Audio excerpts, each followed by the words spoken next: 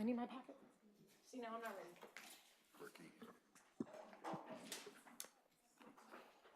Okay, I don't know if we should be waiting here for Mr., you know what, it's after 6:30, we're getting started. Let me just go here. Okay, this meeting of the Palo Alto Unified School District School Board is come to order. The board met in closed session and took no reportable action. Can we get an approval of our agenda order?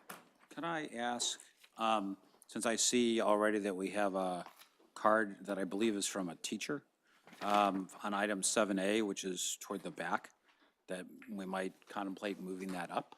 I don't know if there'll be other, since it's an item, information item on a single course, I wasn't thinking there'd be many community members showing up to talk about it. So maybe we could move that up. Maybe we could move it up to the end of the reports, or even earlier. Is there any way we could move it up to after student board members? Yeah, after student reports. Make it after 4B. I'm having a little trouble finding my timed agenda here. Here it is, okay. And you're saying make it 4B? B, yeah, 4B2, yeah. That's fine with me. So I move the agenda order with the change of moving 7A to immediately after 4B. 7A. Okay. Any other thoughts on that? So we have a motion to, I'll second that. thank you. So we've got a motion to approve the agenda order, but with 7A moved up after 4A. After 4B. After 4B, yep, sorry. Okay, student board member preferential vote? Aye. Colleagues? All those in favor? Aye. Aye. Great, okay, so 5-0. Agenda order with 7A moved to after 4B. All right. On to the consent calendar. I think I want to make a note that our item on classified staff has a change to it, and that change has been made in the board packet. And colleagues, you've got the updated copy of it here in our pile of papers. It's one minor change. 2B. Thank you. Thank you, 2B. Do I have a motion on the consent calendar? Please go ahead. No, you go ahead. I'd like to pull item G, please. And I'd like to pull item L. So G, new course proposals for 1920, and L are SARCs. Anything else? Okay, do I have a motion to approve consent minus G and L? So moved. Do I have a second? I second. Second, I'm sorry. Okay, Aye.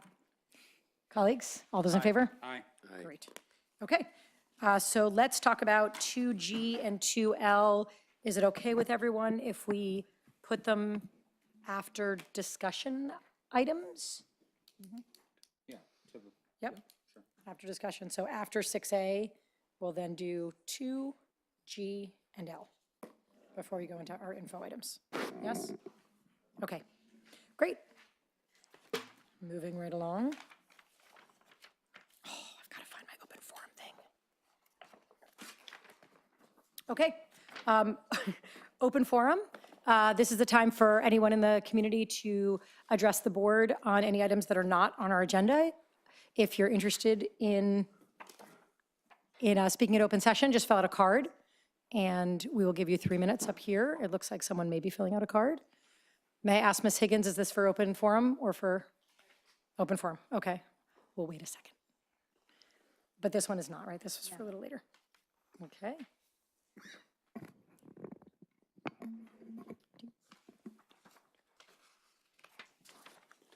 You can finish filling it out later and come on up now.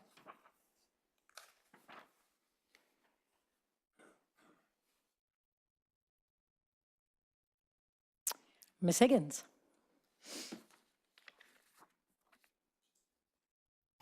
Hi. I'm here tonight to comment on the recent 3-2 vote to do away with reporting back to the board on the algebra pilot at Gunn. This makes no sense, especially given your individual and collective commitment as board members to meaningfully moving the needle on equity. Without a high level of public transparency, there is no real accountability. And when it comes to practices in our district concerning equity, we frankly do not have the track record to justify a just trust us approach. I have considered the argument that the board should not be stepping in and asking for a report on a pilot, as this is a pedagogical matter. But this does not hold up at all. The gun algebra pilot is not just any pilot. It is a pilot in a key academic area to address disparate outcomes for HUR students that are a barrier to high school graduation, college entry, and college success. There is no metric for academic progress in high school besides grades. We are asking for public accountability and transparency for students that have been historically and systemically underserved. This is an equity issue. This is a board issue. This is a disparity between our high schools. That is a board issue. This is a gateway and a barrier to A to G requirements and college readiness. That is the board issue. Thank you. Thank you. No other cards? Okay. Let's move on to superintendent's report. Dr. Austin? Okay, I have 3 areas to touch on tonight. First of all, I met with actually Ms. Hendricks, Dr. Novak met with me with representatives from Stanford University regarding our efforts in the Stanford University General Use Permit, commonly referred to as the GUP. Unfortunately, I believe that will be our last face-to-face meeting. We have nothing else scheduled, and Stanford University has made it clear that they would like to proceed through the development agreement. In fact, they stated that they are prohibited from negotiating with us in any way while in the middle of the development agreement through the Santa Clara County. I'm going to send out a standalone document to our parents tomorrow, which will outline just the general facts of the Stanford GUP and how it impacts our school district. And that standalone communication will also have links for people who want to find more information, more detailed information. But I did receive some feedback that a short paragraph and some bullet points is probably the best approach right now, so it doesn't get lost in a bigger message. Tomorrow, our PTA is also meeting with Joe Simidian, our county supervisor. I'll be attending that meeting on this topic here at 9 o'clock. And I informed Stanford representatives that our PTA and families are prepared to mobilize, and in fact, that is in action. So appreciate the support we're getting from our families. More information to come, but that is the best update I have at this point. I will suggest through agenda setting that we consider making this a standing item from this point forward so that we can have some more substance and detailed conversation about this topic. I'm continuing to meet with different groups in our district, and today I had the opportunity to meet with our school psychologist.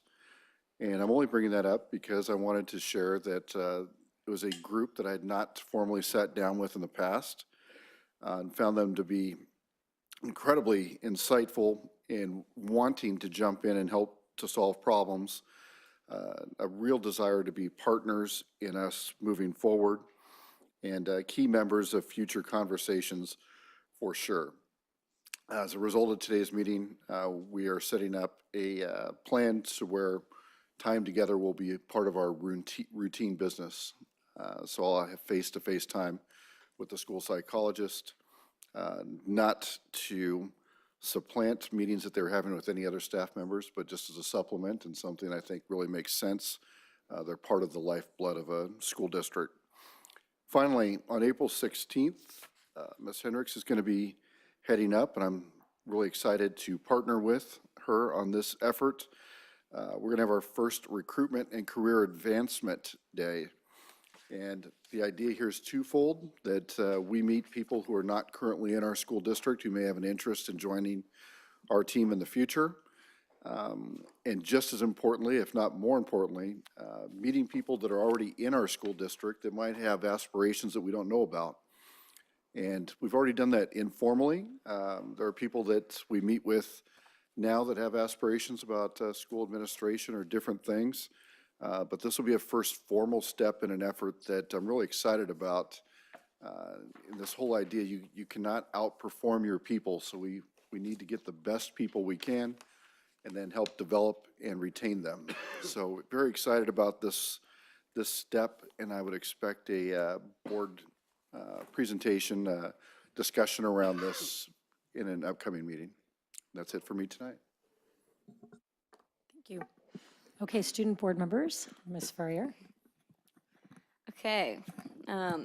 As for past events, Pally recently had our brand new library open up to our school, and it's amazing. We are in love with it. If you walk in at any time, you'd see many students going in, and it's super quiet. It's a great place, and we're so thankful for the opportunity to study there. It's the best. We also had our school dance unfortunately get canceled due to a facilities issue last week, but we were able to instead surprise students with ice cream sandwiches from the catering on the quad throughout the week. As for upcoming this week, we have our first ever Love Week with Valentine's Day during the week, and we also are delivering Valgrams to students who ordered them. We also did our first ever Matchematics survey that matches students with similar interests, and we had over 600 plus students fill them out, and they were super excited about them today. We also have our senior night for girls soccer tomorrow at 3:30. I will be playing if you guys are interested. We also have our senior night versus gun, actually, for basketball right now. But if anyone's able to go after. We also have upcoming, the senior class is going to do a giant elimination game, which is going to be fun. And finally, we have our social justice pathway visiting the Museum of Tolerance in LA next Friday, February 22nd, which is cool. Thank you. And Mr. Prabhakar, I think, is feeling under the weather today, or he's at the senior night. I'm not sure which one, but no, that's too bad. Okay, thank you. As we approved in our agenda order, we're going to skip down to 7A, an informational item on AP Capstone. And we don't have a staff presentation on that, right? Because it's an information item, but we do have a comment. So Lucy Philippou.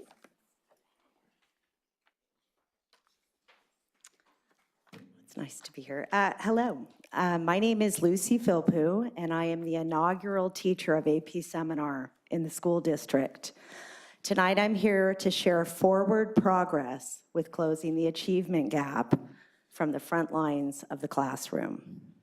2 years ago, as some of you may remember, our school board voted to report cumulative weighted grade point averages on transcripts. It was a decision that perhaps had the greatest impact on our historically underrepresented students. These students and their parents are not versed in what I typically call with my students the college rat race. They may not know that weighted GPAs even matter. They may not be driven by APs and rigor on their transcripts. No one has told them how to play the game. They arrive to high school and count on us to guide them.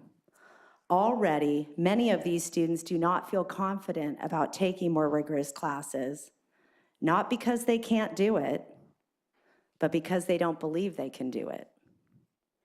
The good news is they can do it. AP Seminar is a project-based, research-intensive AP that does not revolve around one test sitting. It has no prerequisites and rewards a growth mindset. Students must be capable in reading and writing before they walk in the door, but with the right mindset, they can and are succeeding. Last year, 5 first-generation, economically disadvantaged, which I can prove, students took the course. All 5 passed, and 4 went on to take the AP research course, and are now capstone candidates. 2 of those 5 are deferred by our neighbor, Stanford. This year, there are 11 underrepresented first-generation students in AP Seminar, and we're actively working to recruit more. It's working. Our first-generation students can and do succeed in AP courses, but we cannot continue to serve them student by student or teacher by teacher. I am down there in the trenches of the classroom. I am not a systems person. You are. We need systems in place that help us identify talented, historically underrepresented students coming into 9th grade who can succeed in our most rigorous sources. We need systems that look at our current wellness policies that call for a 2 AP limit when students of privilege are already going way past that suggested limit, while our first-generation students believe us or don't even take APs when they're the ones that should be taking them. Thank you, Ms. Philippou. Thank you. Colleagues, If you do have you, something written, Ms. Philippou, and you want to send it to us afterwards, it would be great. Thank you. And thank you for your current students who wrote to us today. It was wonderful to get that batch of emails from them about their experiences in the classes. So this is an information item. We can go around and see if anyone has any comments or anything to add. Mr. Rupp, any? I just want to thank Ms. Philippou for that information. It's great that we can provide greater access for historically underrepresented students and students who wouldn't traditionally be able or know of taking APs to take those courses. Mr. Dauber? No, I appreciate that. I appreciate the passion and commitment. It really gives me confidence that, we're addressing these issues in our high schools. Ms. Bain-Caswell? I would like to challenge us to take a look at some systems as Mrs. Philippou suggests. I know Ms. Argumento is sitting here and very interested in that. We have some neighboring districts that are doing some interesting things to support this population and pushing them to take classes that they might not think of taking. And I think we could probably be, I know we could be welcomed with open arms next door at Mountain View Los Altos to see what they're doing. I think that some of us had visited with some folks at Cappuccino High School. I think it would be interested to see how they're making that systematic. We have some really interesting classes. This AP research and the AP capstone program is really rich, but what makes it even richer is that we put mentors in place for the students that take this class, so it's an extra layer of support. And we don't have that for the other AP classes, and we may want to just think about how do we provide that support. Because I think for many students, I was talking to someone today, many students go to college and the AP courses they take allow them either to get college credit before they come in so they actually can graduate quicker, or allow them to take more advanced classes that they wouldn't ordinarily be able to move into. It can have both an intellectual side to it, and it also can have a big financial impact on someone's trajectory through college. So I think we need to figure out how to create a system there, and so I challenge us to look at what other districts are doing. We don't have to invent it, but I'd like to see us do something. And I would be happy to help if there was some way I could help on this. Mr. Collins? Sounds like a volunteer. Sign her up. Thank you for those comments, and I appreciate this item coming forward. It is, I think your point is very well taken, Ms. Philippou, is that the right name? Right, any way to pronounce it? Which is, this is great, but we need to scale it to cover 4,000 high school students and 12,000 total students in our system. The number, the research I've seen, I think it's widely agreed that the number one thing that drives student achievement is high expectations on the part of their teachers and families.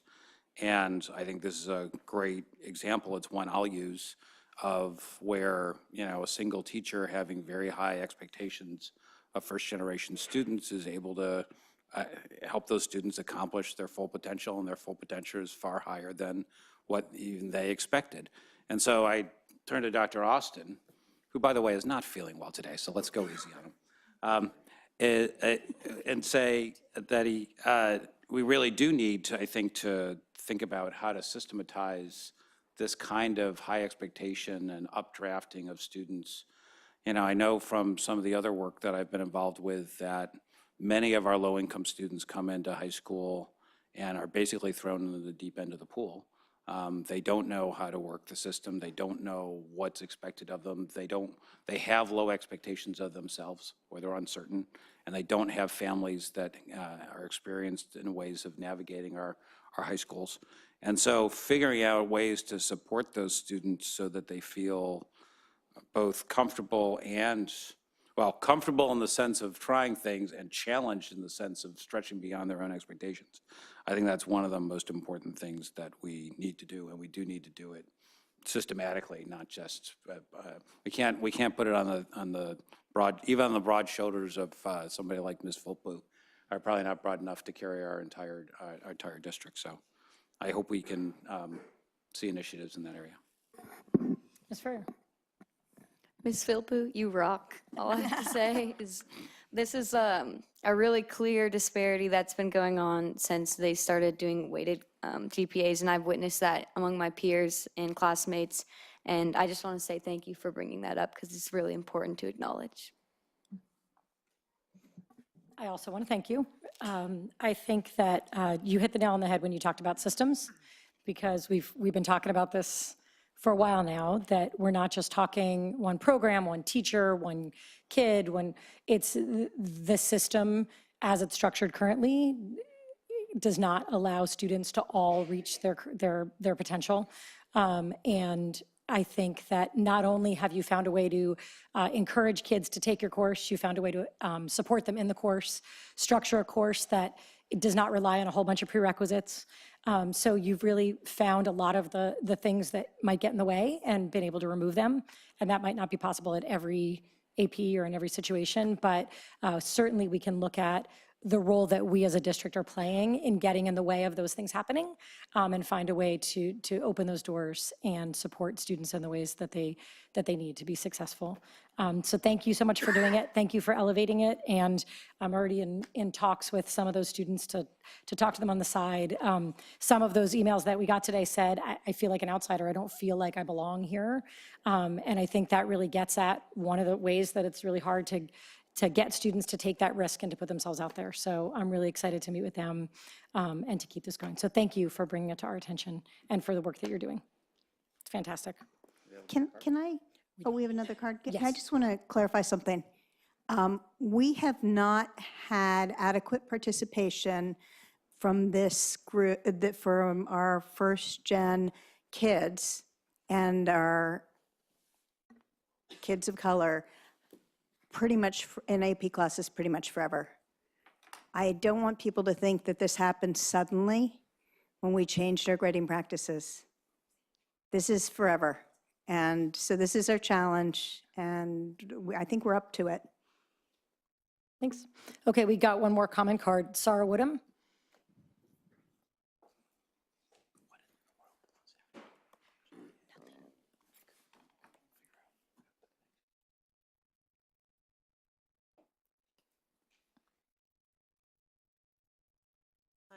Hi. So I wanted, I don't know where Ms. Philippou is, but, oh, there. Okay, thank you.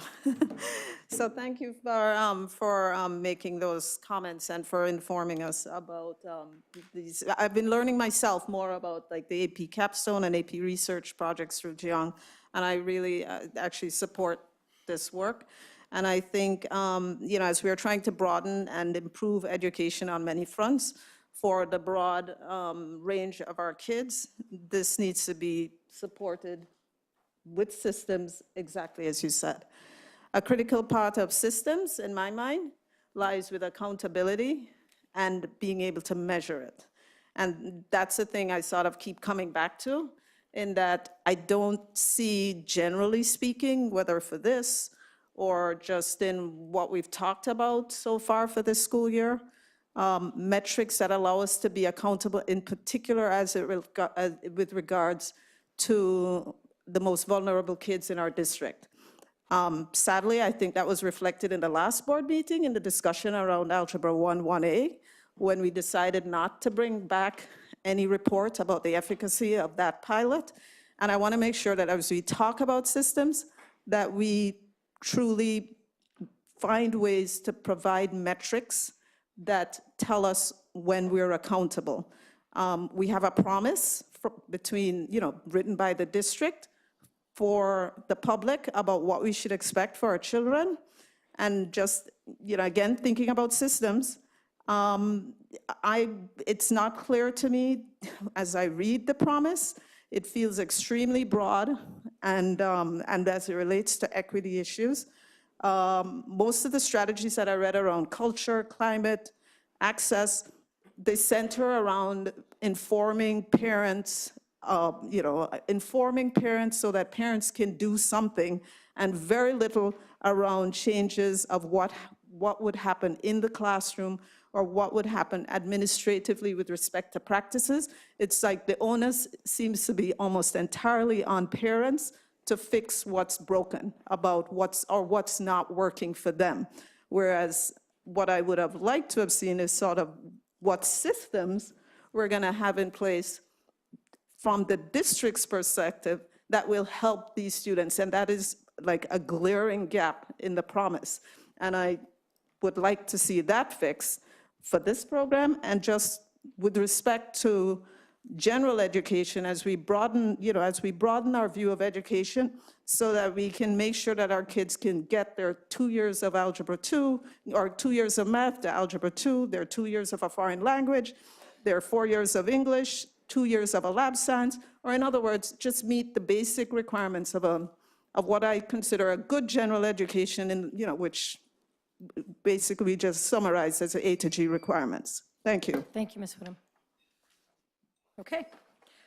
Moving on to 4C, progress report on the development of the Cubberley Master Plan. Dr. Golton.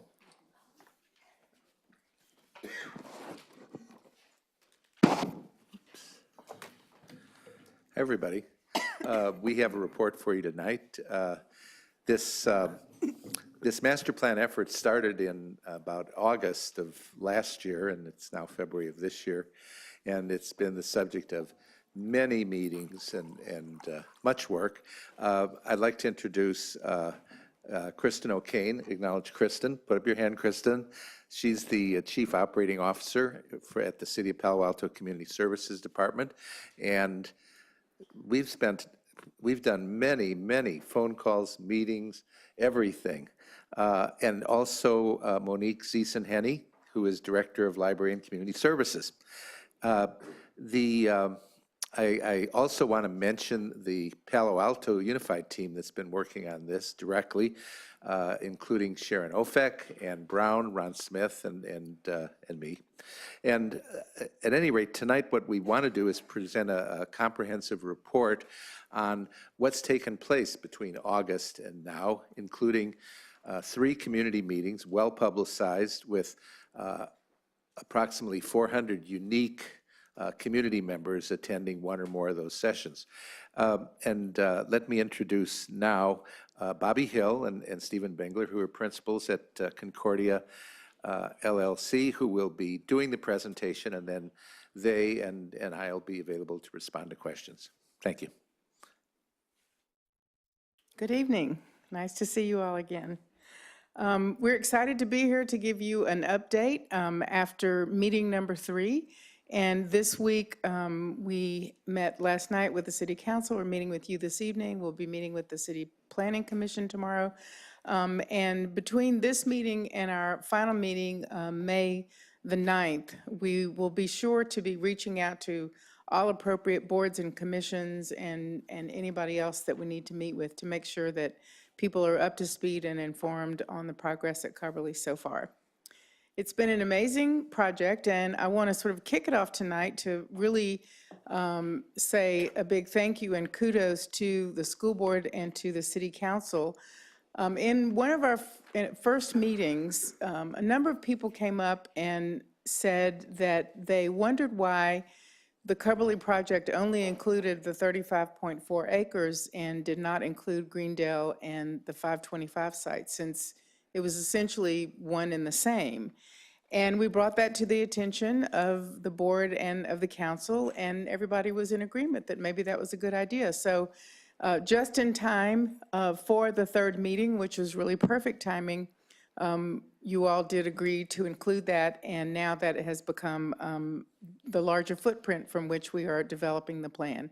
And it certainly sent a very positive message to community members that the board and the council are really listening and see the wisdom in their suggestion in that regard. So this is, as we have told you before, a community co-design process. That means that we are working with the grass tops and the grassroots and everybody in between. We have completed the programming phase. That happened in meeting 1 and 2. And meeting 3 was the beginning of the design phase. This gives you a sense of what happened at meeting 1, where we asked people about their programming preferences. And we preface that to say that we did speak to all of the current tenants at Cubberley and learned about their programs and the spaces that they had. But we came up with a list of hundreds of recommendations from community members, and you see that here. Community garden, pool, wellness center, just going from top to bottom. In the second meeting, we brought all that information back in a more analyzed and consolidated way, and then we asked people to prioritize what they thought the needs were. And here you can see that the adult education, the theater, performance space, green space, maker space, and again, on down the list. All of this information is included in the program document, which you all should have received. This was also shared electronically with everybody who's participated in the process, as well as city council members. And this document actually just does highlight the programs that we are planning for. And I want to point out that in planning for these programs, we're also making sure that we're designing space that would be flexible, because we fully understand that what programs exist there now, 10, 20, 30 years from now, when those buildings are still of great use and viable, they may need to be adaptable to a different set of programs. So what you see here are the existing uses at Cubberley, which are preserved or expanded. The blue indicates indoor programs, the green indicates outdoor programs, and then expanded uses at Greendale, possibly expanding the adult school and Greendale School with rentable classrooms. And then the new programs that the community mentioned, you see here on the right. And again, the blue denotes the programs for indoor, and then the green for outdoor. And noting that possible affordable staff housing on the 525 site in San Antonio. So this just gives you a smattering of the information that's included in the 150-page programming document that describes exactly how it got there, the information that we got from community members, what we fully understand about the existing programs, what we also fully understand about preserving space at the site to be able to, at one point in time when needed, have as much as a comprehensive high school that would be equivalent to Pally and Gunn or anything beyond that, but that is all designated in this document. So meeting 1, we focused also on really putting out the question about massing. What was people's tolerance for height and for density development on the property, and then evaluating those 3 concepts in meeting 2. So based on what we learned in meeting 1,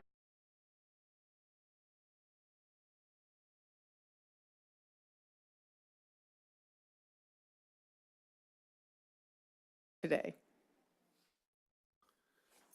So the first thing that we did was to take the temperature reading of all the folks who participated about how they felt about massing. And massing, of course, is the height of the buildings and the width of the buildings and how close the buildings are to other buildings around it, how close they are to the street. And people felt that they really wanted to maximize, these are some of the takeaways. They wanted to maximize the green space. They wanted to preserve all the fields. They wanted to use underground or structured parking rather than just spread parking all out on the site. They have a tolerance for buildings between 2 and 4 stories. Most of the buildings there now are 1 story or 2 stories. So it was I think, a great accomplishment to get folks to agree to at least 4 stories.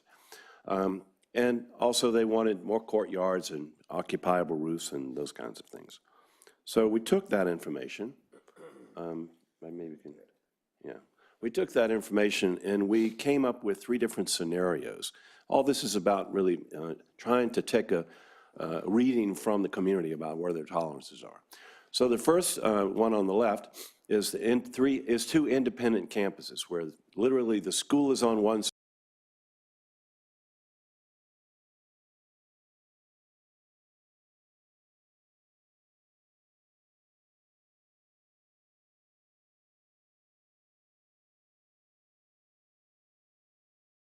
It's kind of the hybrid of those 2. And people express their positives and their negatives for each one of those things. And then at the end of the day, we next slide. We had them rank which were their favorites, and by far, the favorite was the shared village concept. So in meeting number 3, we came back with a more detailed version of the shared village concept, which you see here, with all of the programming and all of the building massing,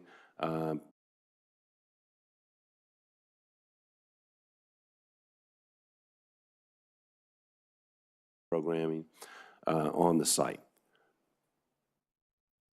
That includes a health and wellness center, a visual arts center, gymnasiums, a makerspace, a workspace, an upholstery operation. The upholstery people came out in droves. That was kind of interesting.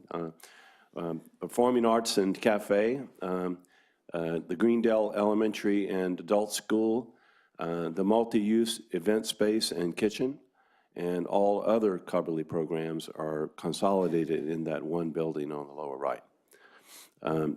Phase 2 would include, and I do want to point out that the blue buildings are the buildings that are accommodating the community center functions alone.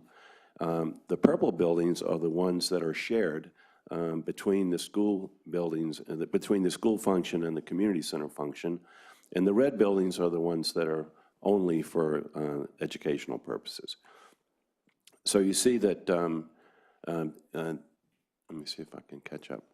So we have in addition to what I just mentioned, we also have the multi-use event space and kitchen. We have a future middle school and a high school, and staff housing over on the 525 side. On the outside, we have that people wanted to preserve all the existing soccer and softball fields. They wanted to have a skate park. There were a lot of people pushing for pickleball, playground, tennis courts, dog park, a swimming pool, outdoor exercise area, an amphitheater, a lot of flexible green space, a child care play area, and a central promenade. And I want to just point out that the promenade actually serves a number of different functions. First of all, it's a nice urban space, but it also provides circulation across, pedestrian circulation as well as bicycle circulation across the site. It also serves as a little bit of what I'm going to call a neutral ground between the school functions and the community center functions. And we learned from our work that we did in Emeryville that that these things were, you can have everything together, but also things need to be separate as well, and especially when you think about security and all on those kinds of things. It's really 2 different functions, but occupying a single site. So anyway, we have the central promenade, then we have the school quad, outdoor area, and then an outdoor cafe and seating. And those that's just kind of a compilation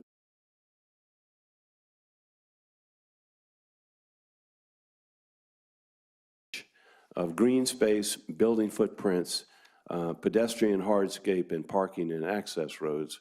We're actually consolidating, even though we're adding more space, we're actually consolidating that space in a way that allows for 59% more green space. The same is true of the building footprint. We basically more than doubled the footprint more than doubled the total square footage of the buildings, and we didn't appreciably change the footprint. We also have 40% less paving because so much of the parking is consolidated into underground garages and rather than just spread out all over the site. So another issue that we have been addressing lately is the issue of site ownership, because if in fact this ends up being the plan and we have property lines that go through buildings, that's probably not a good idea. So we will be coming back to you with a different plan, that would preserve the same quantity of open space or the same quantity of land, but maybe with a little bit different configuration that would allow the project to proceed in various phases, given that the city is interested in moving forward ahead of the school district.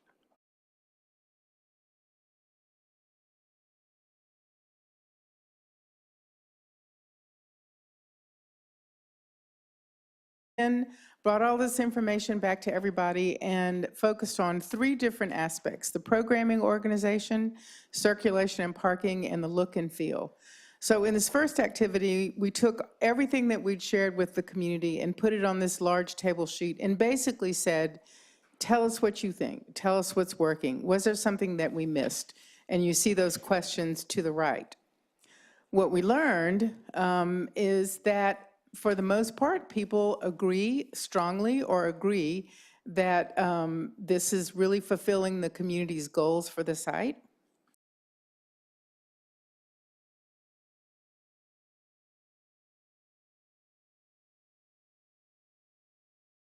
The people who live in those houses right across from it might not enjoy the noise. We also heard that reduce the reconfiguration parking structure. You see that white building, which is what we had initially recommended only when the school would be built, and then push the 2-story buildings a little bit away from those neighborhoods that you see just north of where the Greendale School is in the purple building. So we've taken all of that information into consideration, and those changes are in the works. And as soon as we have some scenarios, we'll be sharing that with you as well as the community. So then we focused on circulation and parking, and this was really important. Looking at phase 1, we would have 950 spaces for automobiles, 800 spaces for bicycles, and you'll note that the orange denotes the bicycle and pedestrian entry and egress, and the black with the vehicular. And you'll see a big red X right above where it says biking and jogging track. We had initially looked at an entrance from San Antonio. We have since brought on our traffic consultants and as well community members, and people felt like that just opened up an opportunity for traffic to start to bleed into those neighborhoods, and people wouldn't really want to see that. So that's gone away.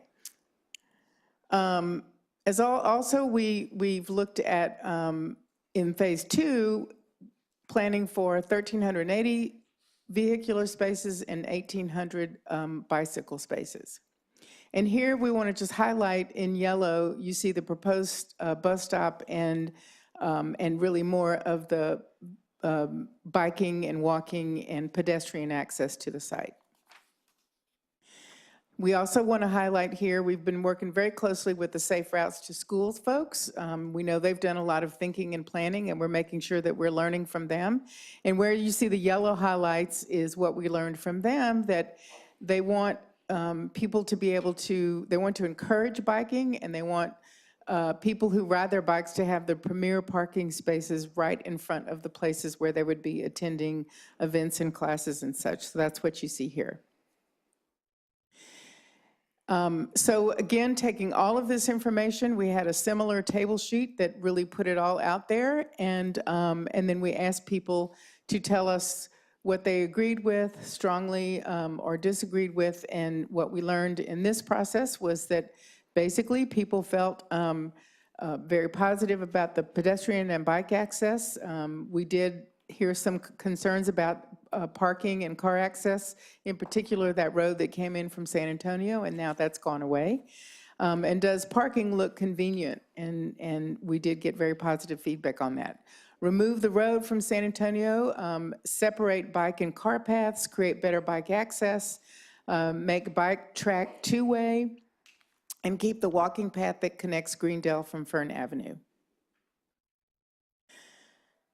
Then for the last part of the activity, because we are in the design phase, we really wanted to get a taste for what people felt they liked in terms of architectural styles. So from our knowledge of being here in the city and driving around and talking to people, we really parsed that out into 3 styles that are most prominent: mid-century modern, arts and crafts, mission style, and contemporary and high-tech.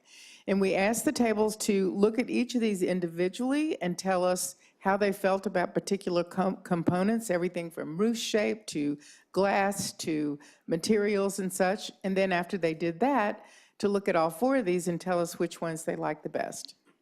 And what we learned was that the highest ranking was the contemporary high-tech style, followed by the ranking for mid-century modern, and you see the results.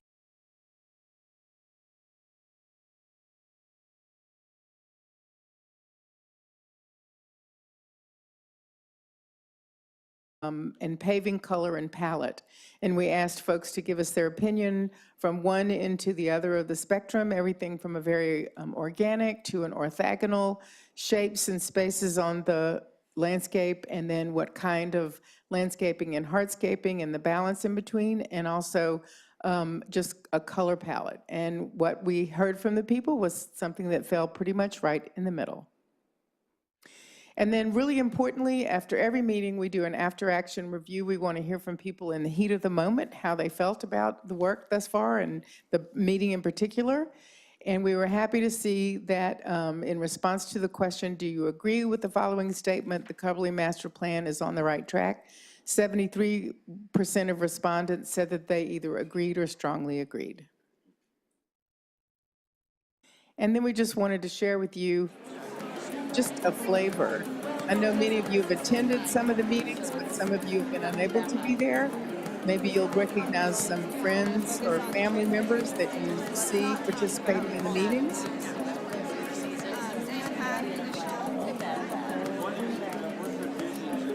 As you can see, people are working hard with their neighbors and friends, learning a lot from each other, hearing the positives and negatives, and really learning how to learn from each other and compromise and come up with solutions that will work for the general public.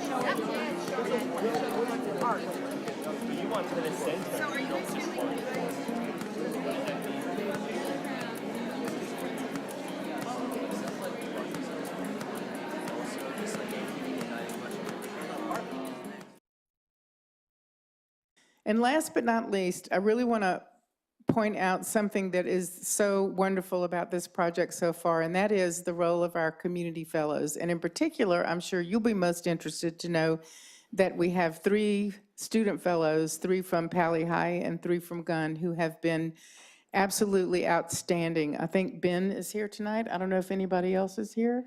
Oh, yes, hi. Our students from Gunn and from Pali have just been exceptional leaders. They've been exceptional table hosts as well. They've helped us organize additional meetings at the schools. We've already had a meeting at Gunn about 2 weeks ago or 3 weeks ago when we were here, and tomorrow we have a meeting at Pali High, so we can have a deeper engagement from students who may not have time to come to an evening meeting during the week. These folks are outstanding, and they didn't know each other when we began the process. But now they've developed quite a relationship amongst themselves, and I have to say the students have been quite an inspiration to all the adults and all of us. So here we are. We're about to, between now and the last meeting we have on May the 9th, we have engaged our parking and traffic engineers, as I mentioned. We are about to engage our energy and sustainability consultants. The city's working on their CEQA consultant, and we are also bringing on a cost estimator and phasing consultant, and we will have that information, more of that detailed information as we've gotten something much more concrete where we need that technical expertise to take us to the next level to develop the plan. And our next meeting again is May 9th. All of the information about all the past meetings, all the documentation, all the deliverables is available on the website, and we do communicate to quite a big blast list, both the one for the school district and for the city, as well now as a database of everybody who's participated in the process. And we will keep them engaged. And thank you, and we'll take any questions you might have. Thank you so much. I don't believe we have any cards. No? No? Okay. Great. Thank you. Your comments about our students is something we hear quite a bit, so I'm glad to hear that. So let's just go around with any questions or comments. Ms. Baton-Caswell. Thank you for this presentation and the work you've done so far. It's been a long time of us talking about doing joint planning, a long time. So that's great. I want to make sure that we talk about all of our needs, Dr. Austin, since this is not our first opportunity as a school board to talk about it as a board. I know that having a site for school is very important. I know that having a place potentially to put the district office is pretty important. It's nice to have the opportunity to talk about teacher housing. I know that we have some other things going on in the other parts of our district, and I just want you to comment on those. I know one of the proposals that is being talked about for traffic across the city includes closing Churchill. If Churchill closes it for traffic, obviously that will have an impact on our operations here. What of those operations do you see moving, and which of them do you think need to move to Cumberland, and which do you think we have other options for? A bit offhand, but some of the most recent proposals about the changes to our rail system would close Churchill, and Churchill is obviously an important street for busing and for maintenance, but probably more so with busing. At some point, we're going to have to figure out a solution as it relates to busing. I'm not sure that Cumberland or that land is the appropriate place, but it is an issue that we cannot neglect thinking through, since that's only a few years out. So you don't see our busing solution needing to be solved at Cumberland, is what you're saying? Currently, that is not our thought. Okay, but district office solution, yes. So that's why it's in this plan. We believe two things. The district office solution makes sense and had pretty strong momentum at these meetings, as I was just an observer. We think it makes more sense if it's coupled with a really strong student-centered use of this current facility here. So if there's something that really made sense here and we couple it, then I would strongly advocate for it. Okay, and then the city's doing a major plan around the Ventura area for new housing. And will that create any needs for us that we might want to consider at Cumberland, or needs for us just in general that we need to consider where to put those needs? I missed just the very first part of your statement. Ventura. The Ventura area is going under construction. There'll be a lot of housing added in that. Will that create any needs for us at Cumberland or other places? I don't have a specific answer for that yet. Okay, maybe we just put a check mark on that. I did attend one of these sessions, and one of the things that was great was the small groups and people being actively engaged. One of the things that I noticed was it was an older population that was at that session, and I've been told that that was true at the other sessions as well that I didn't attend. I'm wondering what we can do to get a more representative demographic, particularly young families with kids who that's school, after school night activities are usually pretty hard for that group. Do we have another way to get that demographic to chime in? Thank you for that. That was also brought up at the council meeting last night. So we are investigating the opportunity to, at the very least, do a survey that we can send out to parents if they cannot come to an evening meeting. But I will also say that the fellows who we meet with regularly really want to take a targeted effort between now and the May meeting of reaching out to, you know, families, younger families, families with students who may not typically, you know, go out on a school night or whatever, and really have a targeted outreach to them and see if we can't get more of them to attend at the last meeting. Additionally, you know, our outreach to do something at the high schools is really important as well, because we know that these students, by the time something happens and is built, you know, they'll either be off to school or back living here, and they may be those young parents at that time and be ones that would be, you know, using Cubberley, probably high users of Cubberley. So that's why we're reaching out to the schools themselves and trying to get some input there. We are optimistic to believe that all of our kids are going to be able to afford living here. Well, right.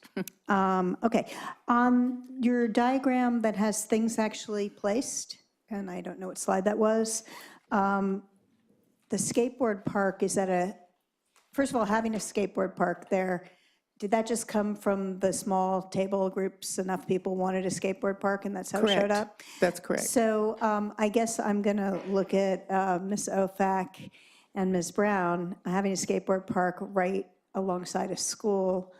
We don't have them next to any of our schools right now, probably for a reason. Is this something we need to have a discussion about?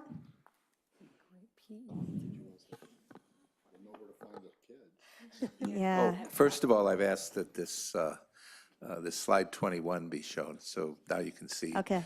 The blue buildings, which are exclusive city use, the shared buildings, which are purple, and the red buildings, and which are the possible school and also the district office, and then the yellow buildings way up on top, which is the possible staff housing. This is one shouldn't treat this as cast in stone, because it isn't. We mentioned the 400 unique individuals that have attended this. There are, tens of thousands of residents of the city of Palo Alto and residents of the school district. And by the way, although we're called Palo Alto Unified School District, we aren't a city school district. Palo Alto Unified School District includes a major portion of Los Altos Hills and portions on the southern border that are in other cities. So the fact remains, there's a lot of iterations to happen, and one of the interesting questions is the skateboard question. Okay, so then I guess I'd get the same answer if I ask about the pools. I'm just thinking, usually if a pool's used for a school site, you'd have it somewhere near the gyms where there'd be locker rooms and things like that. I'm just thinking. Well, no, you wouldn't get the same answer because the presenters said that the pool is going to be moved. The pool is going to be moved? Yes, it Okay, I is. missed that Yeah, somehow. it is. Okay, great. And I think it's terrific that you have the traffic safety people involved. There's obviously a lot of complexity there. One of the things that's a complexity, as Dr. Galton knows, is bike parking at schools. And where bikes should be parked versus how you run a school during the day. Might be really nice to have a bike parking in front of the science building, but you might not want anybody riding their bike through the middle of campus to get to that bike parking. So I hope the school folks are going to help with that. Not just the city school traffic liaison people. Right. I can assure you that that is a major issue, and I don't know if Penny is here this evening. Maybe some of you know Penny Ellison, who is a bike did person. mention that, yeah. Yes, and she is one of our fellows, and she is very much engaged. And as I said, also the Safe Routes to School folks have been part of our So I'm smaller looking meetings. at Ms. Ofac and Ms. Brown, and I think that you definitely need to be part of this conversation as well, because how the school's operating is a little different than how Yes. traffic safety works. We And- need to make sure that's wrapped They meet together. with us every, Yes, well, as I mentioned, our team, our school district team, I mentioned this at the beginning of the presentation, includes Sharon Ofek, Ann Brown, Ron Smith, and myself. Okay, and then just my last thing here, and we'll go around, is about just the gym, the sharing of the gyms, and just realizing that our high schools use their gyms not just during the school day. They use them on weekends, they use them at night. And so that shared use discussions need to be pretty specific. yes, there are 3 gym, well, one is a double gym, and then there's the other one. But we really understand that if there is a school, that the school has primary use of those facilities, and it would be a scheduling issue to do. And, you know, when we did the Emeryville project, we worked very closely with the school district to maximize utilization of all of those spaces. So when you relay it out so that the ownership matches where the buildings are, so you don't have ownership running through, where do you anticipate the gyms being? On which, in whose land? I think there's a, Let me take a pass on this. Currently, the city owns approximately 8 acres and the school district 27 acres. We don't need to have the boundary up here, but the fact remains that the boundary didn't go directly straight through the property, Right. but rather it avoided, when the 8 acres were laid out, it avoided cutting through existing buildings. So this layout puts buildings in different spaces, and so would require a not additional acreage to go to the city or additional acreage to go to the school district. But yeah, just go back to that same slide. That Is this good just to slide. show me that this is changing and don't take anything as solid? Yeah, actually, that's a good thought. Okay, but back to this. The way that the city buildings are laid out here would require an adjustment to those boundaries.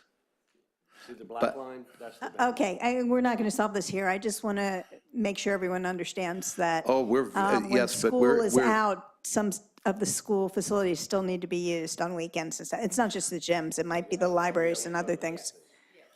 Okay, thank you very much. I'll let someone else have a turn. Mr. Collins?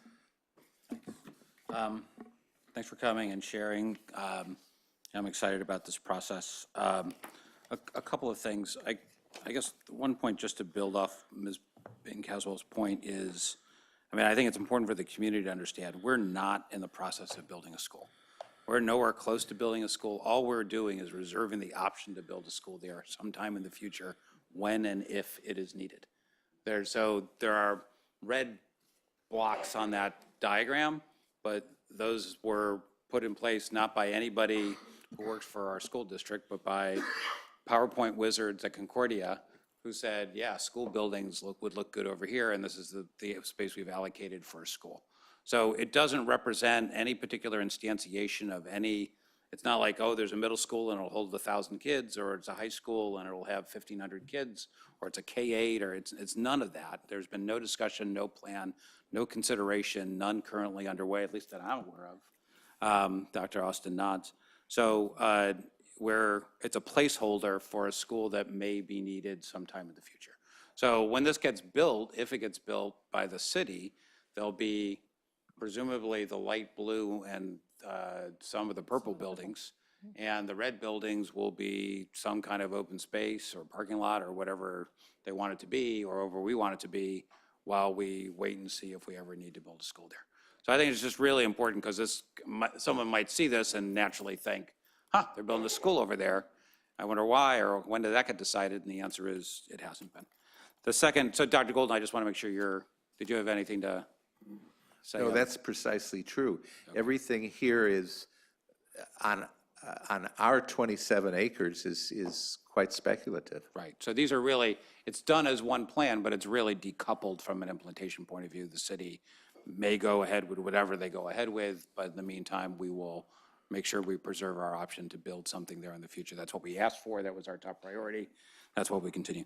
I wanted to look quickly at slide 44, which is says M1, M2, M3, has the timeline on it. And it says, I mean, I'm a little confused in this, and maybe you guys can help clarify. So we're going through this process, and the process is, I think it's a really interesting process. I went to the last meeting. It was super energetic, lots of engaged people, making lots of progress in these groups. On the other hand, so that's one form of community input. I mean, incredibly valuable and highly engaged. But as Dr. Golden mentioned and other people have mentioned, you know, there are 60 some odd thousand people in Palo Alto, about 400 of which have participated directly in this process. So it's not a representative sample. It's a self-selecting sample. So it represents a really important form of aggregated and highly engaged community input, but it's not definitive about what we should do. It's one indication of what we might do. So I noticed on this slide, it said this process is meant to come up with 3 to 6 alternatives in draft master plan. And I guess I'm trying to think, and so that resonated with me. A wise board member once told me when I was serving on committees for the board, it's like, don't give us answers, give us options. And so now that I'm sitting on the board, I really appreciate that. And so could you tell us what kind of options are we likely to see? I mean, so this looks like one option. What are we likely to see when you get to the 3 to 6 alternatives in draft master plan? Well, actually, you're going to see a lot of options. So the options will address things like phasing. So what might be in a first or a second or a third phase, and what might that look like? So you're going to see options around that. You're going to see options in terms of a look and feel and style, if we will. I mean, these will actually have renderings that give you a better sense of what something might really look like from different perspectives. Is there anything else, Stephen? I mean, Well, we're already studying a number of, it was mentioned already about the skate park. So we're already studying multiple options for where the skate park could be. We're studying multiple options where the swimming pool can be. This whole thing is going to keep moving around, and we're studying all these different alternatives until we get to the end, and then we'll just fix it, and then it will be a master plan, which, as was pointed out, it's still a diagram. It's not a building. It's just a diagram that's giving you the assurance that if you wanted to build a high school or a middle school the size of Pali or Gunn, you can do it.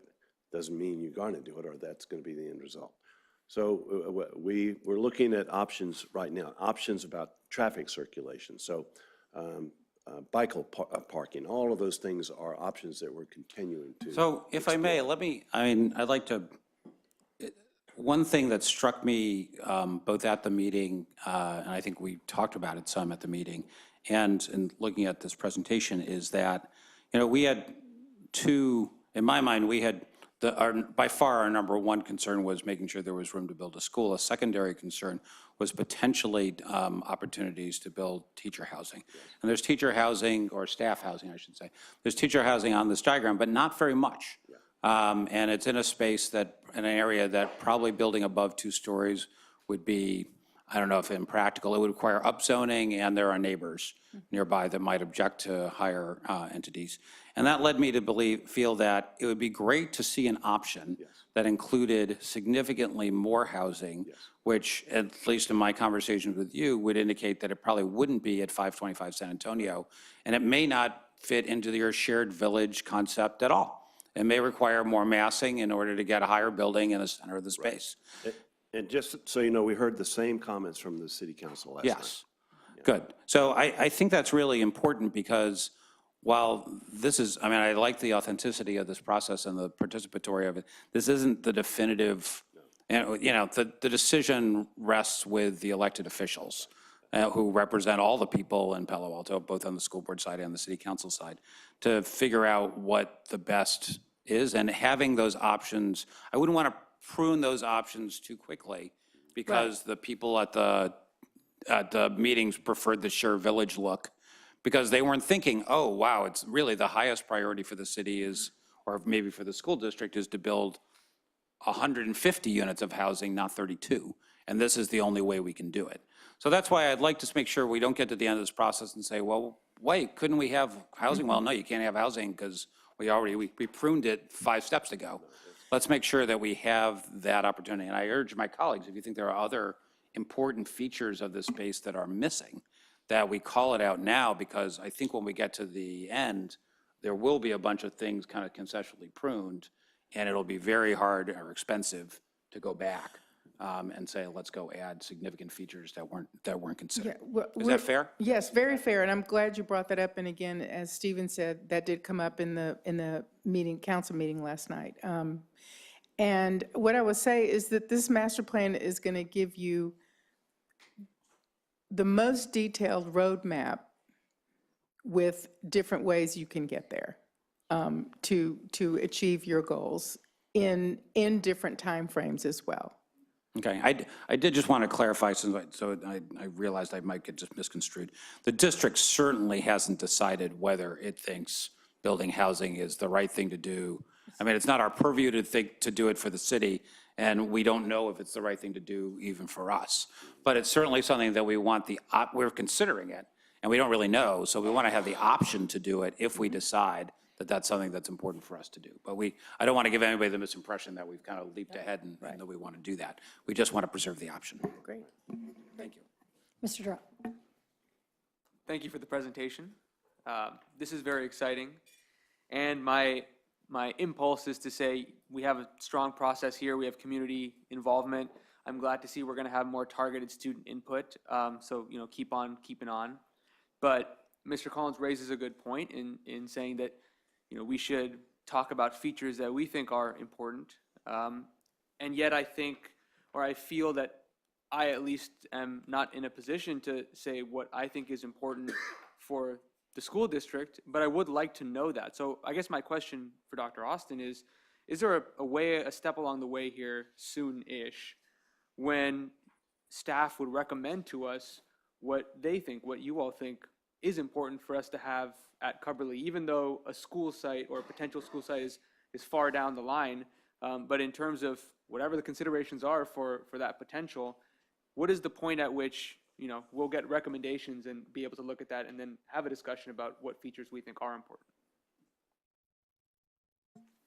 The short answer is yes. We need to bring you recommendations so that you know where we stand on this also. But I would defer a bit and say where's the natural timing of that recommendation phase as you would see it from the planning position?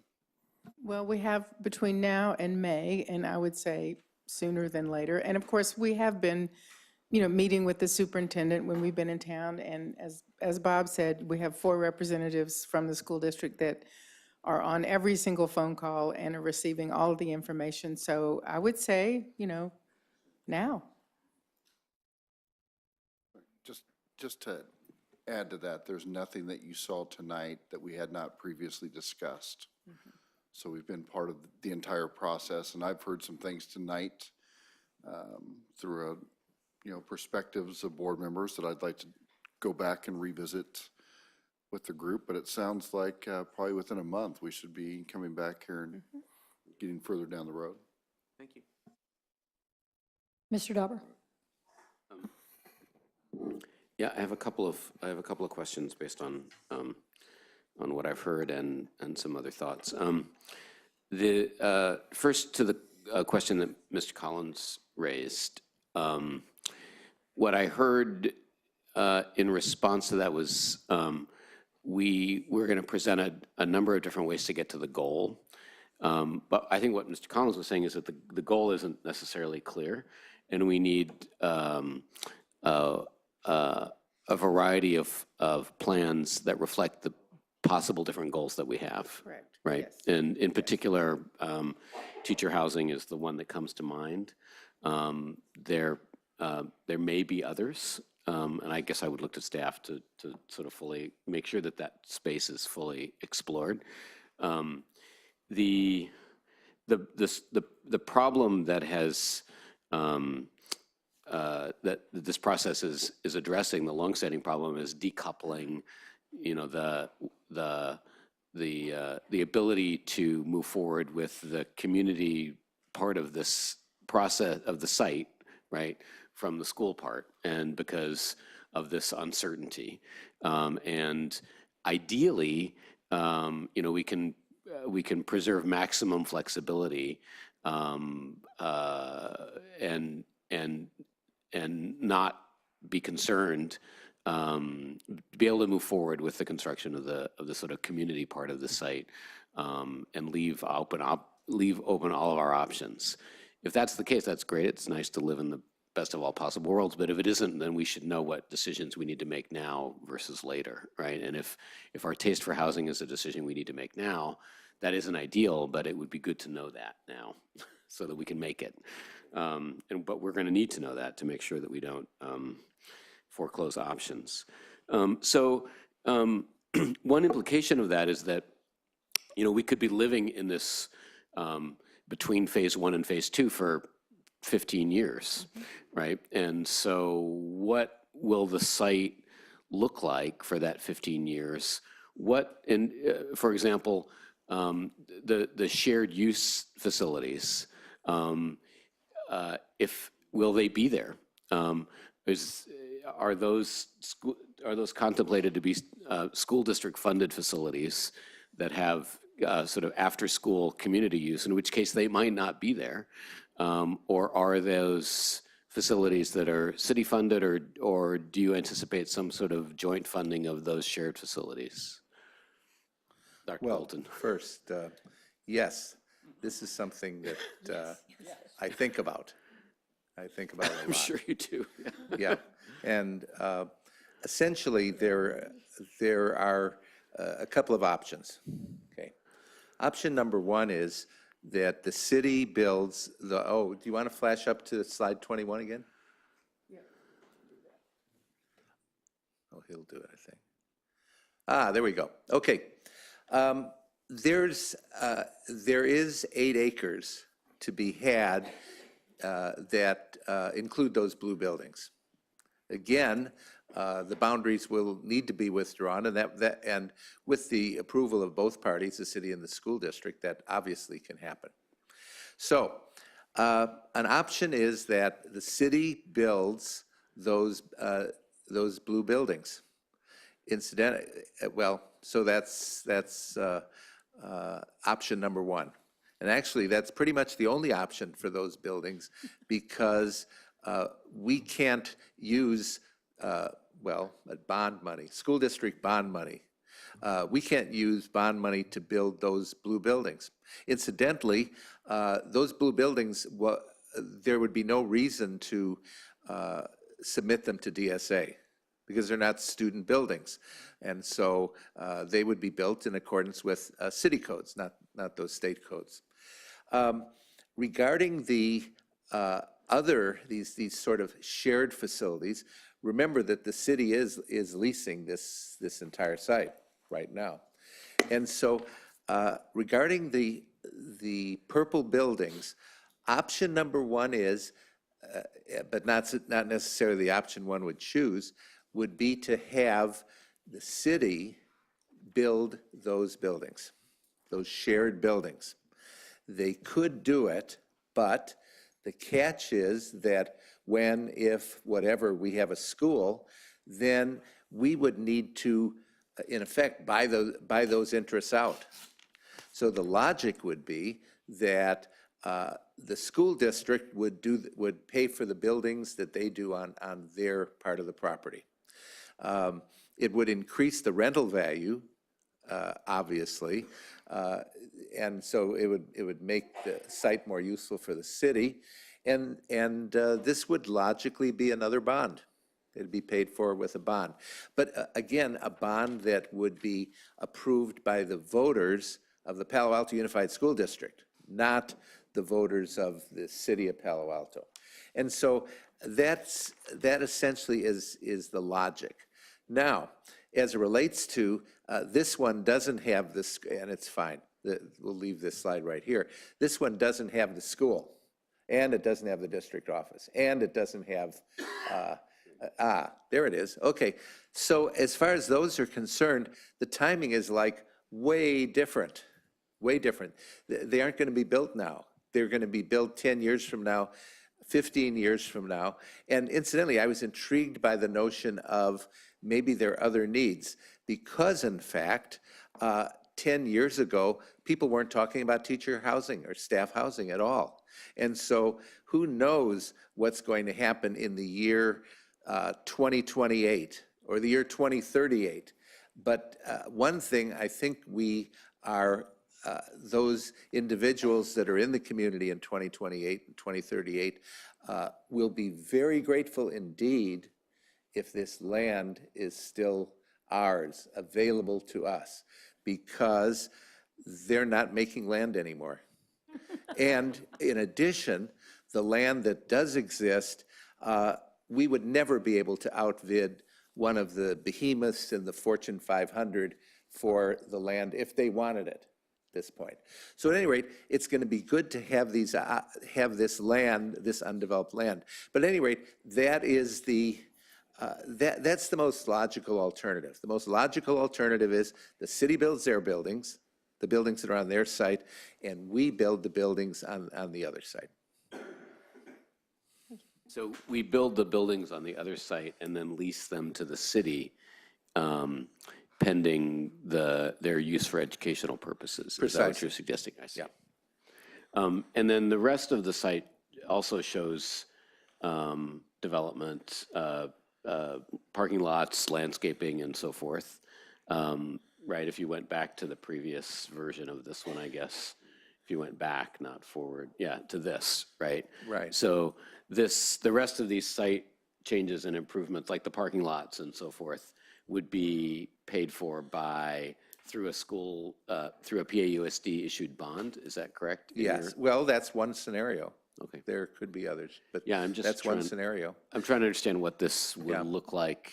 And it'd be useful to get, I think, for the board to get a sense about what that bond would look like in terms of overall cost and what the timing of it might be, because I think that's a kind of a material part of this discussion. Right, and part of this final phase of the Concordia work is going to be providing prices, unfortunately, in today's dollars, not $2028 or $2038. So I don't think it ever matters that you price, one time and then have to pay another time, or maybe we'll learn differently later this evening. all good. Thank you.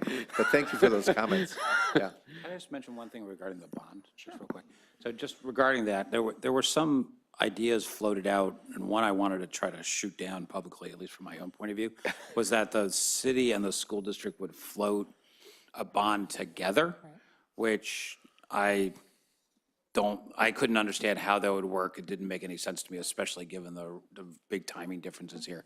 Is that something that you thought was feasible? Or? We don't understand that either, and bond counsel doesn't understand it. All right. So it sounds unlikely then. Yeah, Okay. okay. Okay, Okay, well, that's all helpful. Thank you for all that clarification. Ms. Ferrer. I don't have anything to add. Okay, thanks. So this was really exciting for me to see. I've been following it peripherally along, but it's fun to see it all coming together. It was really helpful, Dr. Golton, for your description there. I had very similar questions to really what would this look like, how would it be paid for? Still have some questions, but it sounds like those may be forthcoming.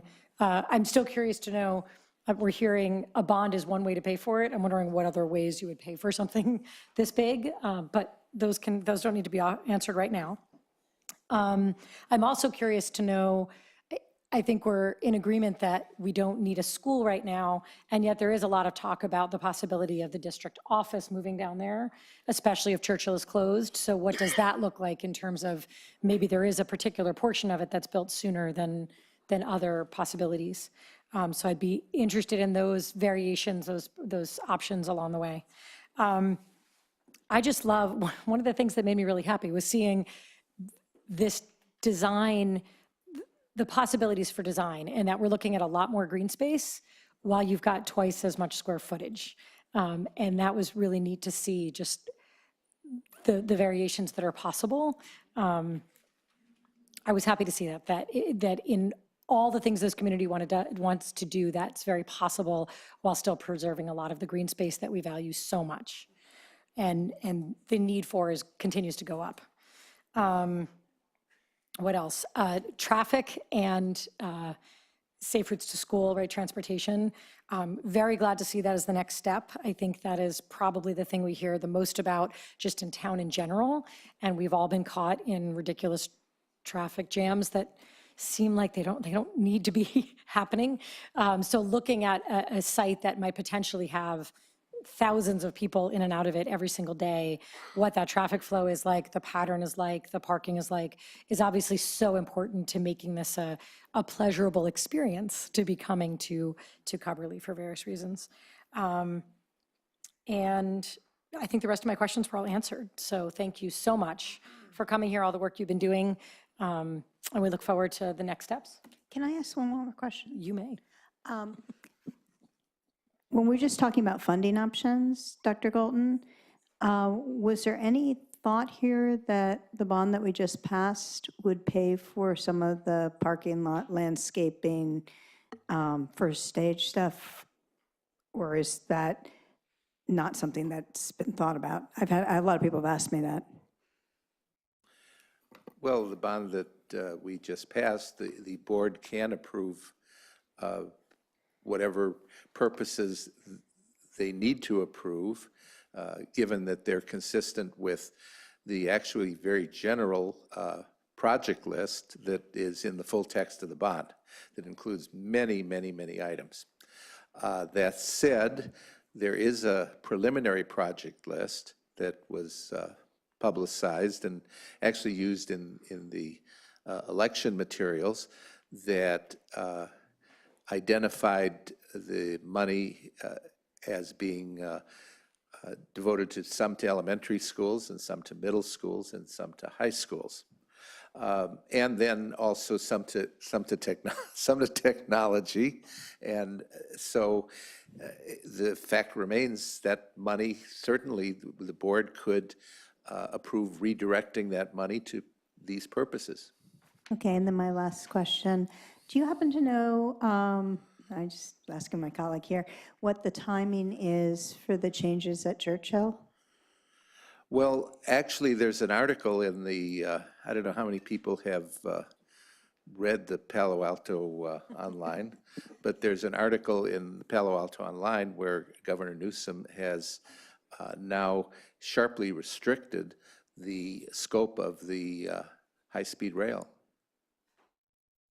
And so I don't follow that issue, but the fact remains that the scope has dramatically changed, and I don't want to pretend to know enough about what the reaction will be, for instance, for the city of Palo Alto, but that just happened today.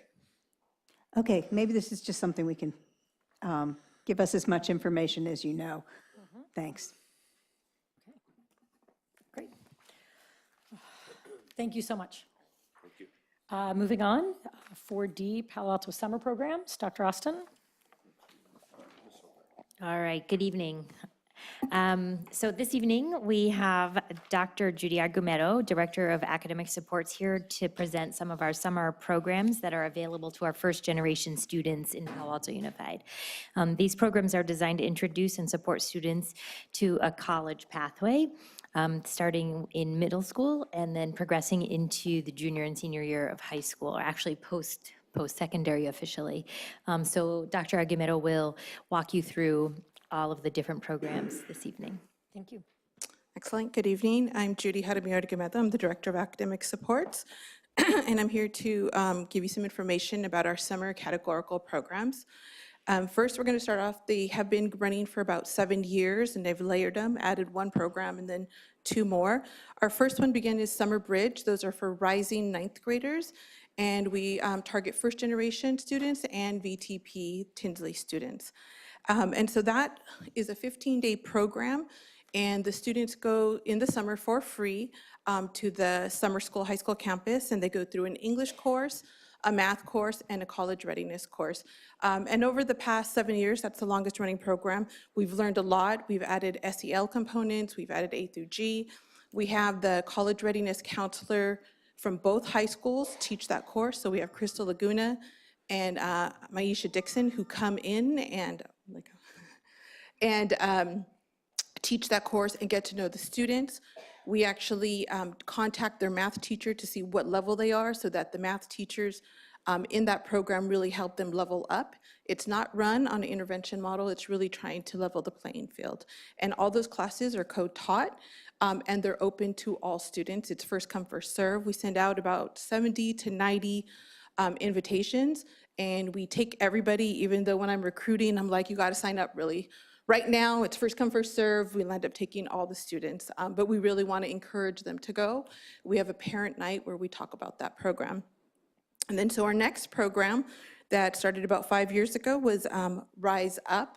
And these are students who are first generation, and they've recently graduated from our high schools, and they come back. We give them a week off, and they come back voluntarily. Oh, one thing I forgot, the Summer Bridge, they get GCTE credit.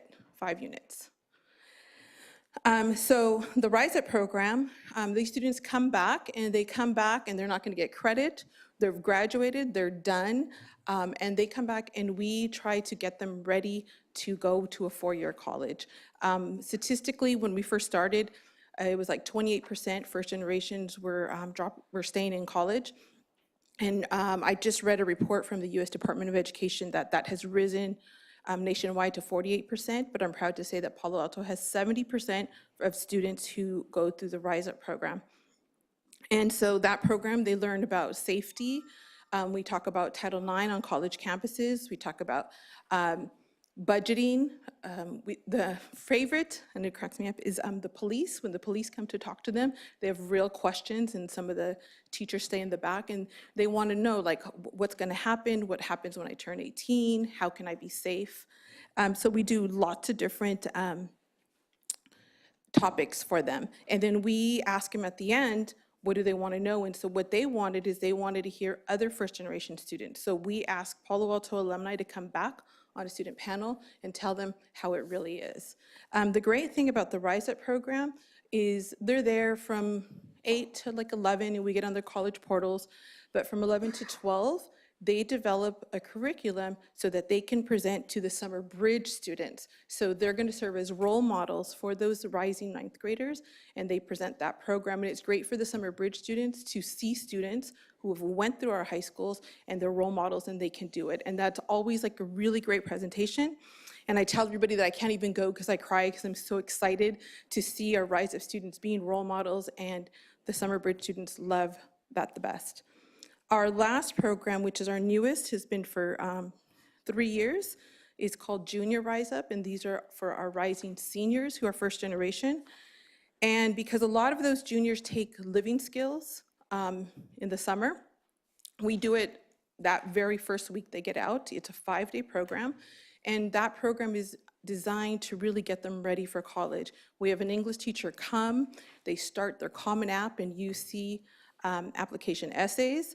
We look at colleges that are really forming programs to serve first-generation students. So some colleges, for example, is UC Irvine, UC Davis, the University of Redlands, USC. They have strong first-generation programs at those colleges. Those are just some. I know there's a lot more out there. And we really try to help focus the students on picking a college that's going to be the right fit for them and that can have programs that can support them.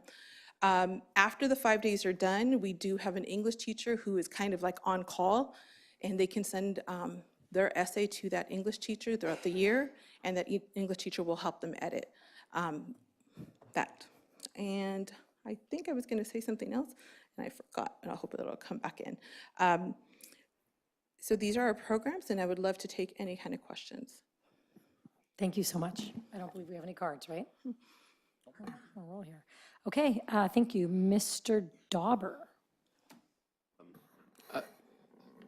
I remember the first time I heard about these programs. I am a real admirer of yours in innovating for these and looking for these key transition points. My only question is about the sort of coverage of these programs in terms of students. Are these limited by interest, by kind of eligibility, by funding? So we send out first generation notices to first generation, and the students, the parents identify, and we ask the counselors to pick. And usually what it's limited by is students have jobs. Because we've asked, because I ask them, why aren't you coming? The students are working because these are 17 and 18-year-olds, and they're saving up for their college education. And so we work with them. So like if they want to come in with some of these staff are on call, and they'll meet with them and have different, but we don't count them in our numbers. So we do service more. I didn't remember what I forgot, if they'll let me. We do have a family night for the juniors and seniors. So we bring them all together and we talk with all the staff, with the families. That's the one note I forgot. I'm sorry. So we're not limited in terms of the effect, in terms of impact by funding or availability of staff on these? For these programs, no, but I do not have a program for the community college. This focuses on just the 4-year. And that's a funding issue? That's a funding issue. Okay, thank you. Ms. Payton-Caswell. Yeah, thank you very much. It's always great to see this. I think you sent this to us, but I don't have it in front of me. How many students are we serving for each of these programs? So in the Summer Bridge, it's been an average of 50 students. We went as high as like 60. In the Junior Rise Up, our average has been 12, and we went as high as 14. And then in Rise Up program, the average is 13, and we've been as high as 17. And we track the Rise Up students. We call their parents every year to see where they're at. So we have data on like if they're staying in college, if they've come back, why they haven't come back, if they've dropped out. So we do track all of that. And for Summer Bridge, you said it's open to everybody. What percentage in Summer Bridge is this targeted population? It's open to targeted populations. Okay, so The Junior Rise Up and Rise Up, I kind of open up those ones more up to everybody. oh, okay, I didn't understand that. And so how are we tracking the success of Summer Bridge? Are we tracking these 50 students against their cohorts that don't do Summer Bridge so that we can see the difference in the outcomes? I did in 12-13, I tracked their grades from 11-12, 12-13, and 13-14. And during those 3 years, I did track their grades, and they did do better. And I was able to really look at the data to see what we needed to focus on. And they do better than their cohorts. So it would be good for Dr. Austin just to track that, to just keep on tracking that so that we know what we're getting by doing this. There may be some creative ideas on how to get this kind of impact in other ways. You know, I'm looking, you know, the number, the 12 and 13 numbers for the Rise Up and Junior Rise Up. I'm like, I understand kids are working, and I understand that you're letting all the families know. I'm just wondering what else we could do. I mean, and I hate to keep bringing up Mountain View Los Altos. It's not like I'd like them better than us, because I love us. That's why I'm here. But they have hundreds of kids in their support programs that include the stuff that we're doing in, at least in Junior Rise Up. I don't know that they're doing the stuff we're doing in the regular Rise Up. So how can we serve these kids knowing that they're working? Is there some other way that we could get to them so that we have a bigger population that we're serving? I will look into it. I will let you know that at Summer Bridge, when I do recruitment, I ask Foundation for a College Education and College Track to do recruitment. So the students who are in those programs usually don't come to Junior Rise Up or Rise Up because they have their own program. So some of them are getting served. I usually capture the students who aren't, because when I think what I've noticed is if students are in some type of program like Foundation or College Track, they are also getting the same sort of things outside. And so we're really trying to like close the gaps, like students who aren't getting anything, we're trying to capture them. So I'm just going back to Mrs. Philippou when she was talking about, she wants us to systematize. And is there something in here, is there some way to Yes, pull I these did- two programs? I don't know the answer, I'm just, it's a question, and I don't actually expect an answer right now. I just think we should think about that. Yeah, I did take notes, and I didn't know about, I'm happy I came to this board meeting, and I do know Lucy very well, so I will reach out to her. That's great, thank you. Okay, Mr. Collins. This is great. No questions. Thank you. Mr. Drab. This is great, and it brings up a point that I wanted to make, a question I have to ask. This is a program that's really focused on equity, I think, and it's specifically focused on summer programs that aren't remedial. So my question, I guess, for Ms. Ofek and Dr. Austin, do we have any other programs, summer programs that aren't remedial? Because, well, let me rephrase that. An example that I have is English, for example, requires 4 years to meet A through G requirements. So when we're thinking about this from an equity lens, one missed class in English, one poor grade causes a whole lot of problems for students who need to graduate. And yet, if our only English offerings are remedial, then that doesn't really remedy the fact that there is no wiggle room for students to take an additional English course to give themselves that room as they would for math or anything else. So the RISE program has brought this question to the forefront of my mind, is do we have any other programs that would achieve that sort of equity goal of allowing non-remedial programs over the summer for students? And don't need to be on the spot, but just sort of it's a question maybe for Dr. Austin. I'll help you out. The important piece here is, help me out, the longest of these 3 programs is 15 days? Yes. It's 15 days. So when you're talking about course credit for something bigger, that's obviously a bigger commitment. So that's something we'd have to talk about. So I think the important part, the takeaway for tonight, is through the equity lens, we think in those 15 days we can positively impact something that will stick versus a broader concept of freeing up space or doing things differently. I think that's worth a lengthier, dedicated conversation. And can I just add in that longest program of 15 days is for students going into 9th grade, and there are no other summer school opportunities for students in that time period. So they would not be participating in any program if they didn't participate in this one. Thank you. But did you, no, you didn't start us. Did you start us? I did start, but I'll speak again if you. That's okay. I'm gonna go over this way. Ms. Herder. Thank you for your presentation. This is fine. I love the ideas of all of these programs. I just had one question. I'm not sure if you went over this. I might have missed it. But I think, or proposal I would say, is for the group, I think it's Junior Rise that is completing college applications. I think it would be super helpful to have the previous class who had just filled out those applications of first-gen students to come back and give advice on their process, because I think personally, if I had that this year when I was writing my college applications, it would be super beneficial. And I think especially as a first-gen student, it would be great to have like a student who's a year apart provide feedback on the process. I will take that. We start planning in March, and so I wrote your idea down. That's a great idea. Students always give me the best ideas. It happens every time. It's amazing. Okay, thank you so much for your work with this. I am also a big fan of this work that you have had going on for quite a long time. And I share the frustration of your struggles in even getting more students on board for so many reasons. One clarifying question, you had mentioned 70% of the Rise Up students. I think you said, actually graduate college? They're still in college or they have graduated. Okay, okay, so just, it's a much better percentage than the nationwide average? Yes. Good. One of the questions I have, you mentioned in year, I think 12, 13, the first year you did it, is when you started to look at the differences between the two groups.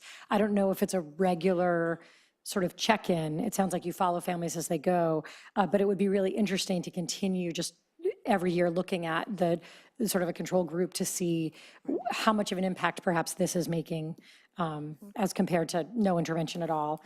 And also, in the interest of sort of that connectivity and culture, I'm wondering, of course, we want to know entrance into college and success in college and graduation, but also those students that we get at Summer Bridge, spending 15 days on campus, getting to know a college readiness counselor.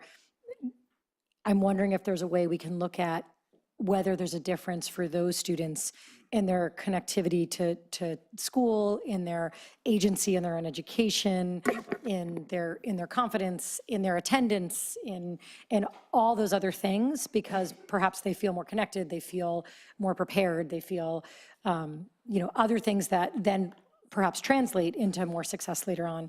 But I wonder if there's a way to also measure those compared to the control group. I'm sure that's a bigger question that can't be answered now, but gets back to sort of that connectivity that sometimes it's really hard for our underrepresented students and our students in our VTP program and our VTP to feel as much a part of the community as perhaps others of our population feel. So thank you so much. All right, excellent, thank you. Great. Okay, it's 8:20. Yeah, we're going to do Jim first. We think that we can get through this one pretty quickly. We're going to power through. Great. Before we move to Dr. Novak, I'm going to help us to manage expectations. Dr. Novak is going to tell you all you need to know about the state budget in 3 to 5 minutes. Nice. And to further set this up, we will have Kevin Gordon and Jack O'Connell, former state superintendent, in our next board meeting to do basically what you saw tonight with Coverly, an extended time period to walk through legislative updates and financial information, and that will be followed by our February 28th full budget workshop. So today's just a snapshot.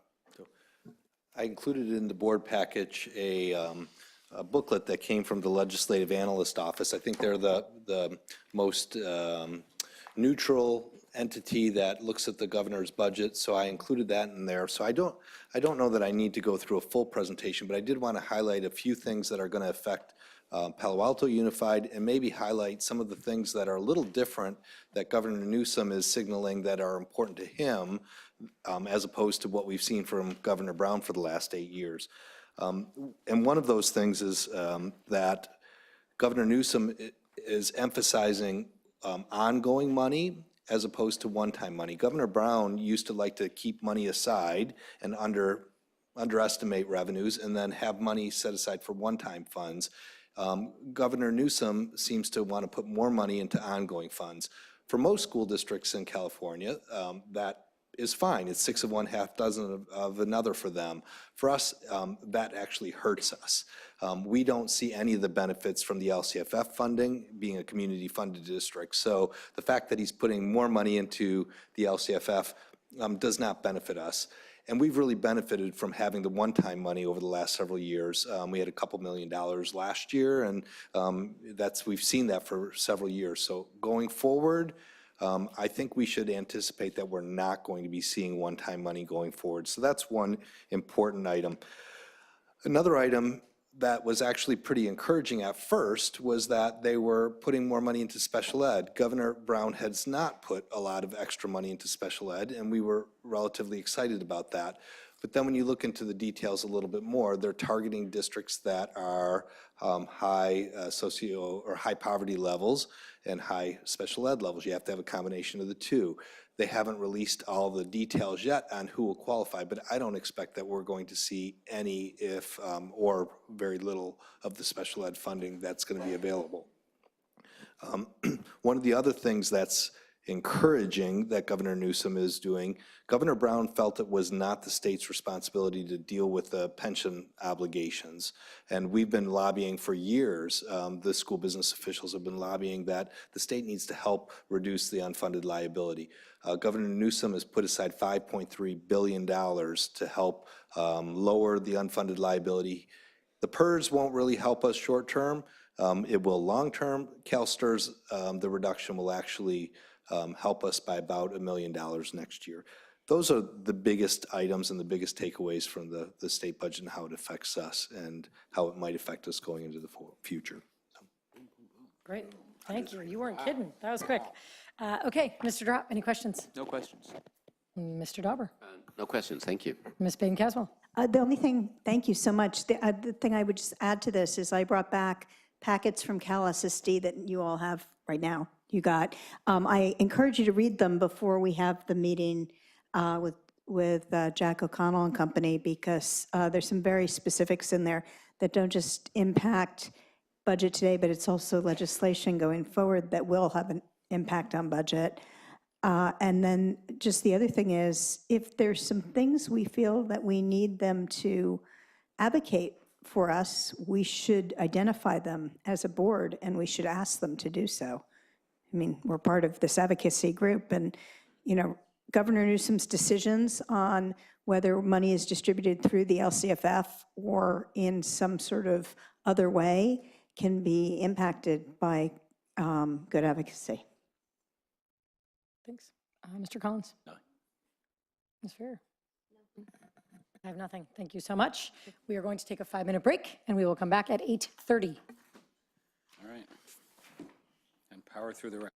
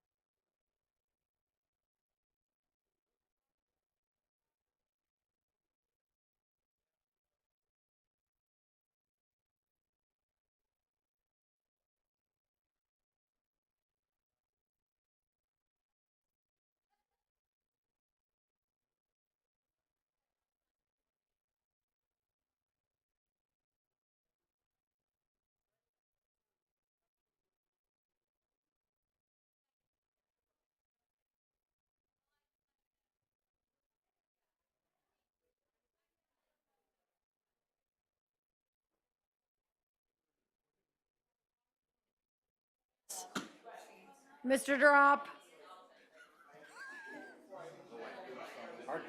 Did you say drop or dark? How do your parents say it? Chinook. No, thank you. They say it in a way you would not be able to think it. Come on, say it. Let me hear. How do your parents say it? Hot up. Hot up. So say that.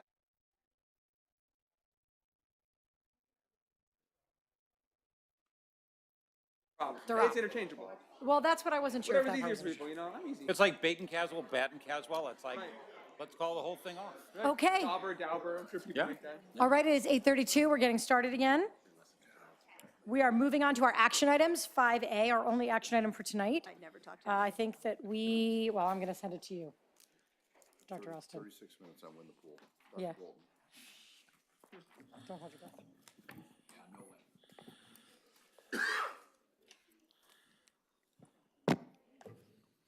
5A. Welcome back.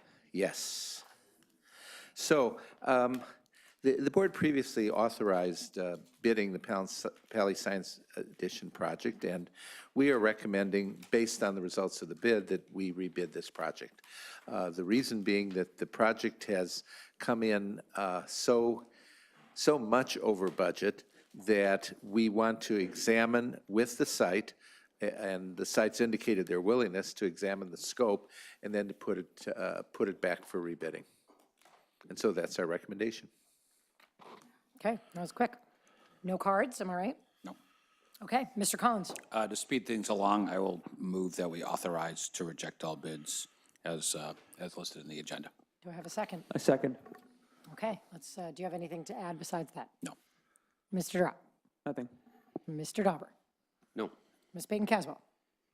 Just a question. I know the site has a whole list of other projects. Are you suggesting that the conversation is just how to rescope this project, or are they going to look at reprioritizing some other projects in order, I mean, what if they want the full a scope that's expensive here? This is the last project for Pali in the Strong Schools bond. The next projects for Pali will be in that Measure Z bond. So will they have the option to flop this project for another one in order to use the next bond, if this is bigger? Well, we're bigger going to do project? this project because the site needs permanent science classrooms. It does have portables that are, it's fine. They're operating with those portable science classrooms. But the site wants to build these classrooms, and we want them built. Yeah, I'm not saying that. I'm just Right. wondering if they rescoped it and it still was more than what we have money in this bond for, would we do a different project with this money and use the next bond's money? We'll know what we would do is we would use reserves. We do have, see, we're down to the end of this Strong Schools bond. When you're down to the end, you need to, and we do have significant reserves, and so what we'd do is we'd come back and we'd recommend doing this project. But again, with a somewhat reduced scope. Okay, no other questions. Ms. Furrier? Nothing to add. Okay, I have nothing else, so let's take a vote on the motion, which is to approve exactly what is written in here. Authorize to reject all authorize bids. Reject bids. Ms. Furrier, your vote? Oh, aye. Colleagues, all those in favor? Aye. Aye. Great, okay. 5-0. Thank you. And then the next item is authorization to submit the Hoover project design to DSA and to update the Hoover budget. What we've opted to do, this is the first project where we're not simply leaving budgets alone, as, by the way, the last project we did that in was that previous project, Pali, the Pali Science expansion. So from now on, our plan is to update budgets as we go. When we bring them back to the board, we're going to re-examine the budget. And our estimate of this project, the project has taken a while to move forward, And our estimate for this project is $30,511,000, and we have $25 million. This would require a $5.3 million transfer from the Strong Schools Bond Elementary Reserve. But again, we're toward the end of the line, and so we do have this reserve. We are able to fund this estimate. So we're recommending simply submitting it to DSA and then waiting the 6 to 8 months and then bidding it. That's it. Okay. So this, that's what this requires. It requires first submitting the plans to authorizing submitting the plans to DSA, and then secondly, amending the Strong Schools Bond budget right now to transfer this $5.3 million from the elementary reserve to the Strong Schools Bond budget. And by the way, this leaves the elementary reserve with the remaining $3.4 million. Thank you. Ms. Peyton-Caswell. No questions. Mr. Collins. Mr. Drop. No questions. Mr. Dauber.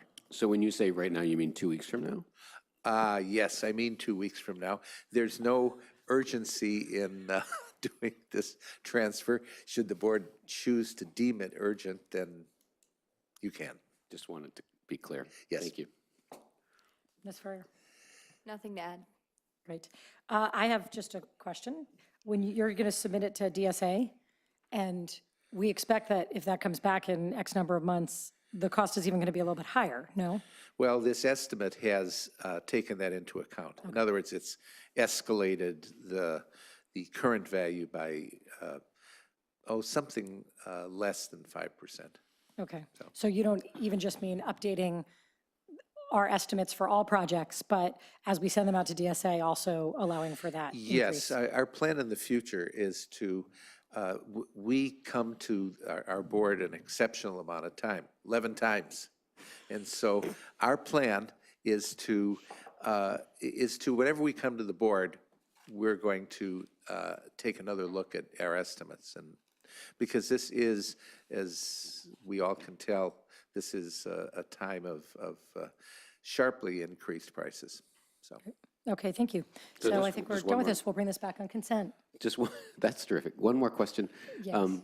Are we ready to submit these improvements and Yes, we are. designs? So those Yeah, are, we those are. are ready, they're kind of in the envelope waiting to have a stamp put on? Well, yeah, roughly speaking. Okay. This is a 6 to 8 month project, so yes, there. All right, thank you. Thank you. Okay, this is where we double back to 2G. 2G was pulled from the consent agenda. It's the new course proposals for 1920. I'm guessing I know what this is about, but I can't remember who pulled it. Did you pull it? Mr. Collins?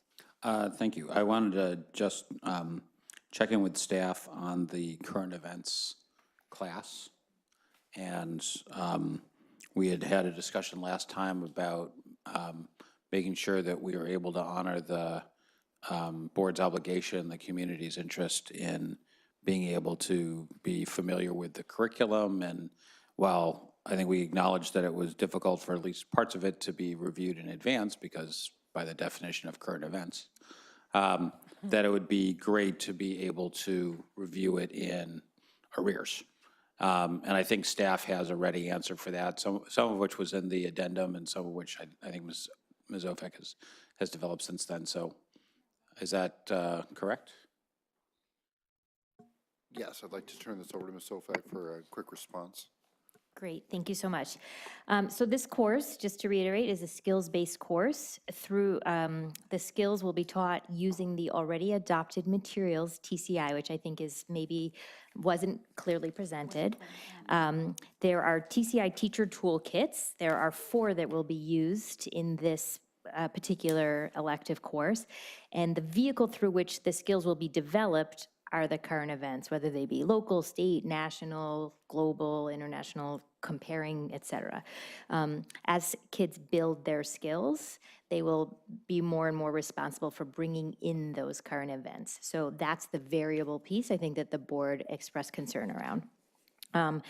In the plan, as you see, I think it's item number 7, the administration and the teachers have committed to providing oversight. The administrative oversight will check in with each of the teacher or department member, either one, on a monthly basis.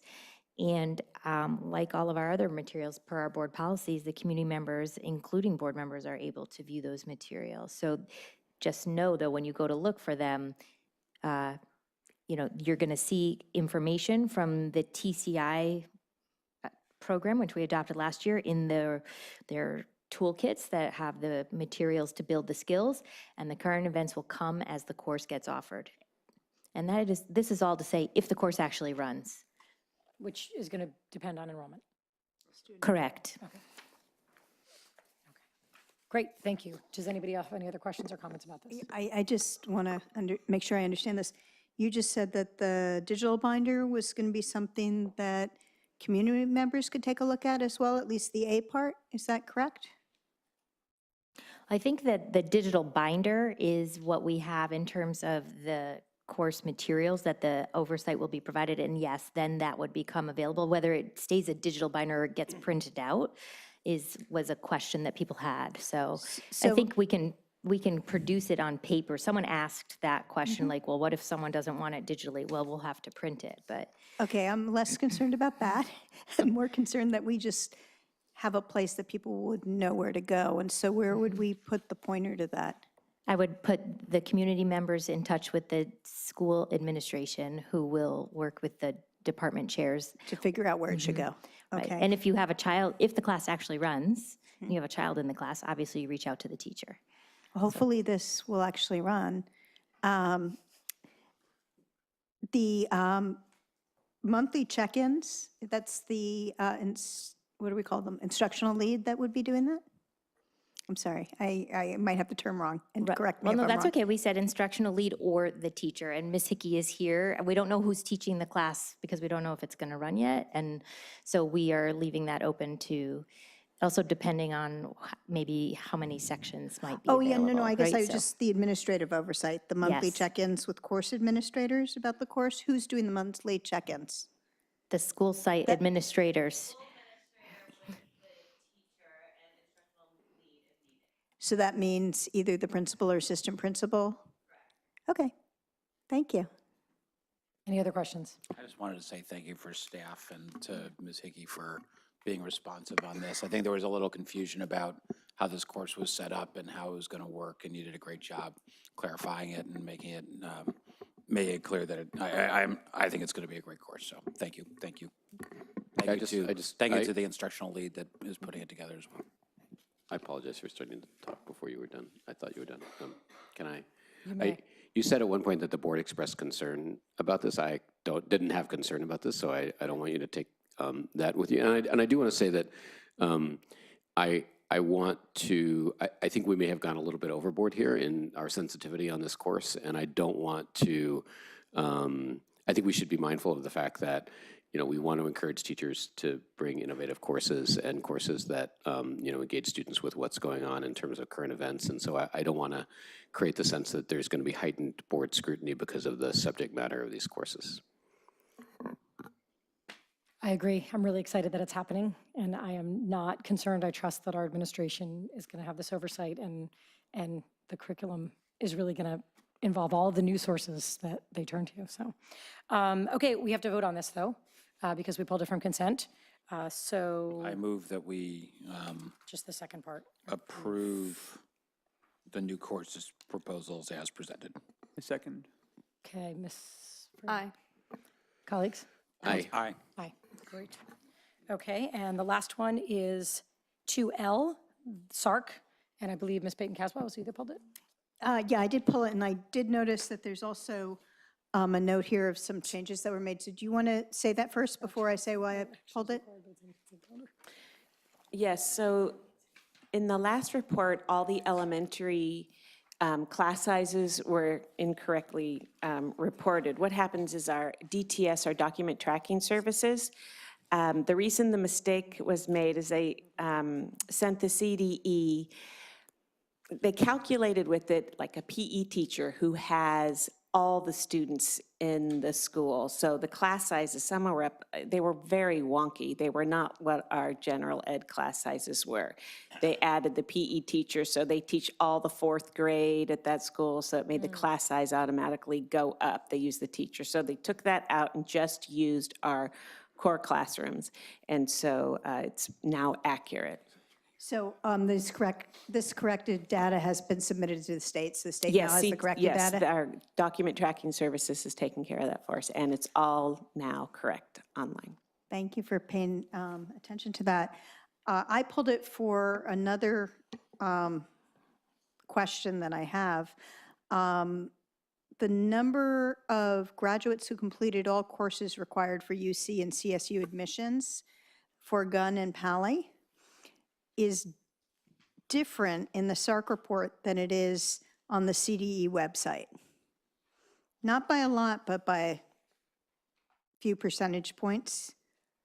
So I don't know if we need to correct the information that that's in the SARC so it matches what's on the CDE website, but we also submitted that. So we submitted both pieces of information, so I don't know which one's correct, but we should figure out which one's correct. This is for Gunn and Pally only, so Ms. Ofek, I guess, is on this.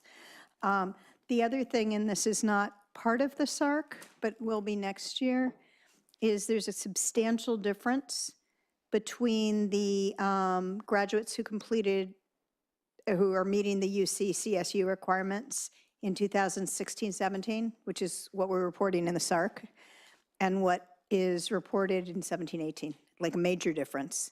And I don't think so many things have changed at Gunn and Pally. So I'm hoping that when we talk about the A through Gs, we'll have a clarification of why those numbers are so different. Is that okay? Any other comments or questions? Okay, do I have a motion? Just following up on Ms. Council's point, do you know, I'm addressing this to the agenda setting committee, when we will expect to see a report or discussion on the A to G numbers? We don't have a date, but it's in the hopper, so it's, you know. It's in the hopper, pretty soon? Pretty soon. Okay, so within the next month? There's a lot I of, think it's there's a lot of action going on here. March-ish. March-ish, okay. March-ish. Okay, that helps, thanks. Thank you. You're saying no, not in March? We'll see if the data's ready. Okay, do we have a motion? I move, it says that this item is for information only, but I think we believe that we need to accept the SARC, so I move that we accept the SARCs as presented. Do I have a second? Second? Okay, Ms. Ferrier? Aye. Colleagues, all those in favor? Aye. Aye. Great. Thank you. Okay, wonderful. We are on to 7B, the attendance update. And this is an information item, so there's no report. It's just in the packet. I don't know. We'll start with, it sounds like we do want to, okay. I want to clarify something. If we could banish this from your eyes and pretend that you've never seen it. There is a significant error in the title in that this is a chronic truancy report, not a chronic absence report. That's a huge difference and requires additional explanation. 30-minute tardy is considered a truant. Well, actually, it's not considered a 30-minute tardy, it's considered a truant. So when you see these numbers, this does not reflect our absenteeism. And we would like to do a couple things, bring this back, but with a more appropriate explanation. And in the next report, have a more accurate actual chronic absenteeism report. So, and as we knew going in, this is the first time we've tried to do any of these kind of absentee reports. And we knew there was a chance we'd run into something, and we did. And we'd just like to correct it and bring it back looking better. Can I make a request, since you're doing that, is that there's some sort of summary statement as to what you've pulled out of this? Because I think we'll all look at it and pull something different out, but I am interested in what your expertise thinks we should pull out of it. We'll absolutely do that for both of these reports, once this is corrected and the absentee report. Great. Okay, Mr. Drop, any questions or comments? No. Mr. Dauber? Ms. Peyton-Caswell. You kind No, of I already asked it. asked it, yeah. I didn't Mr. realize we were going Collins. around. I do. You know, I'm really, despite the fact that, you know, we're going to take a mulligan on this and do it again, which is fine. I think this is really important. I think for a couple of reasons, and I beg my colleagues' deference. I want us to spend a minute on it, even though it's kind of a non-item. One, I mean, there's nothing more fundamental than attendance. And we historically, as a district, have not done a great job tracking it. The idea that when we go to pull a district-wide PAUSD attendance dashboard, we need to take a mulligan on it because the data wasn't actually accurate, is, I think, indicative of the level of attention that we have failed to give this. It's not that different from A to G, where we've struggled for literally years to try to figure out what our A to G graduation rate is, and I'll be interested to see if in March we've improved our situation materially or we're still in the swamp figuring it out. But those are such fundamental basic things, and the problem is we take them for granted. We can't. I think when we think about the sources of our enduring, well-documented, and significant achievement gap, these are illustrative of why those things exist. Because we take things like attendance for granted, and the people who are hurt most by that are our low-income and least resource students. They are the ones who benefit most from being in the classroom with the teacher, and they are the ones that, by our laissez-faire attitude, for whatever reason, I mean, I'm sure well-intended, we end up shortchanging because they are not in class as much as they need to be. So I think it's great that you guys are taking this up. I look forward to the revised data, which I think, while I know from talking to Mr. Kohler that it's going to be not as nearly as dramatic as what this is. This was jaw-droppingly horrifying. I think it's still going to be quite dramatic, and something that we are going to want to talk about how to significantly improve our performance. Because attendance, I mean, we can't take the base, because we have high scores on average, we take a lot of the basics for granted. And I think this shows, a lot of things are showing us that we can't, and we get an outcome that we don't like when we take the basics for granted. So I'm really glad that you guys are taking up the fundamentals like this, so thank you. Ms. Ferrer? Nothing else to add. Okay, thanks. I had a similar reaction to Mr. Collins. While I'm glad that this is truancy and not absenteeism, it still speaks to, for whatever reason, a lack of connectivity to school, whether you're coming in late, whether you're not coming. The disproportionate number of our low socioeconomic students and our HUR students is not surprising and yet revealing, right, telling. And I look forward to getting the more accurate data. And again, the next step then of thinking, you know, what is it that we can do? I know there are players in the district that have always been trying to deal with this, but what makes a difference? What doesn't make a difference? What else can we try that we haven't tried? And maybe that holistic approach, if we find ways to make students feel more included and more a part of the community, they're going to show up more for part of that. So I look forward to getting an update on this soon. I have one additional question here. Yep. When you bring back the truancy report, I think for high school, it would be helpful to take a look at what period we're seeing truancy and which classes we're seeing truancy in. Well, I don't disagree. I just don't want to overpromise. So let me get into it and make sure that we can do that accurately. Okay, I mean, if we found out it was always a certain class, and whether it's core classes or non-core classes makes a difference in my opinion as well. So, I mean, in terms of where the problems are, where we might not be fully serving students. Yes, you may. For what it's worth, I'd say if we can focus, I mean, I know you guys have limited resources. I would say focus on chronic absenteeism, which is what the California School Dashboard focuses on as well, and I think is chronic absenteeism, which is students missing more than 10% of instructional days, is a showstopper, as opposed to truancy, which is unexcused absences for some period of time, which is, I'm sure, a problem too. But if you have limited resources, I hope you focus on absenteeism. Yeah, the reason I'm bringing this up is particularly for our kids that are struggling, and particularly for equity reasons. If, we should just understand whether they're missing classes that are important in their core educational program. Thank you. Ms. Freer. I think also this data could be telling for setting proper start times. If the absenteeism is in the morning, that could speak volumes. Thank you. Okay. Got it in there. Okay, I think we're on to board reports and operations. Mr. Durop. I have an information request. Yes.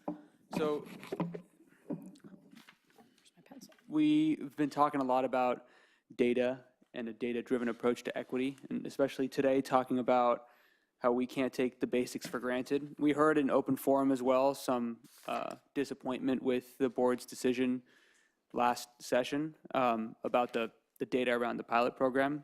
A vote I stand behind, but one that I'd like to follow up on to ask whether there is a more meaningful way for the board to evaluate achievement in general, because the reports that we get, at least so far, not having been on the board more than few months, the SARC report, for example, is based on test scores. CASB is based on test scores. I hear there's an A through G report coming at some point, but those are many reports, and what would be helpful is the kind of data that was examined in the analysis of the pilot program, while I still think is not appropriate for the board to look at on a course level basis. That type of data would be very helpful for the board to actually determine whether achievement outcomes are being met. And moving the needle is a great visualization that we have on our promise. But again, I think that's based on the dashboard, which is also, I think, predominantly based on test scores. So looking at things like GPA, enrollment, broken down by school, broken down by A through G requirement, based, grouped by HUR students, economic status of students, and other subgroups, looking at requirements that were and weren't met based on those subgroups, basically a comprehensive report on the types of data that we endeavored to collect would be very helpful. And I don't know if that's something that is presented to the board. It sounds like we have a lot of different reports, but compiled into one place, I think, would be a lot more helpful for the board to actually determine whether goals are being met. Because I think the fundamental problem that I think I identified last time was, for example, a pilot course, an analysis of a pilot course coming back in front of the board, in my opinion, tends to be a hindrance to proper evaluations of that course, because then it's sort of passing the buck to the next time the board sees it. Instead, if we have this sort of comprehensive evaluation, a report of all these different factors that include whatever pilot programs we have and outcomes in different areas and A2D requirements and GPA, then I think we'd be able to evaluate that more consistently and determine whether our goals are being met. Do we have a report like that? And if not, can we have one? I don't know if you want Many to of take us that or have want me to asked take it. So let me say from my perspective, yeah, it's a huge ask. And one of the reasons why, from my perspective, we talked about getting some aspect of equity on every agenda is that sometimes when we make like an equity night and let's look at, there's so much there that we really can't get into it necessarily when it's all together.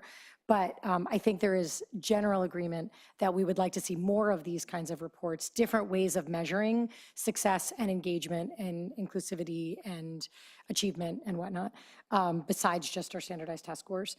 So from my perspective, these are reports we will be seeing, not necessarily all at once, but over the course of the year. Dr. Austin, do you have a different response to that or anything to add?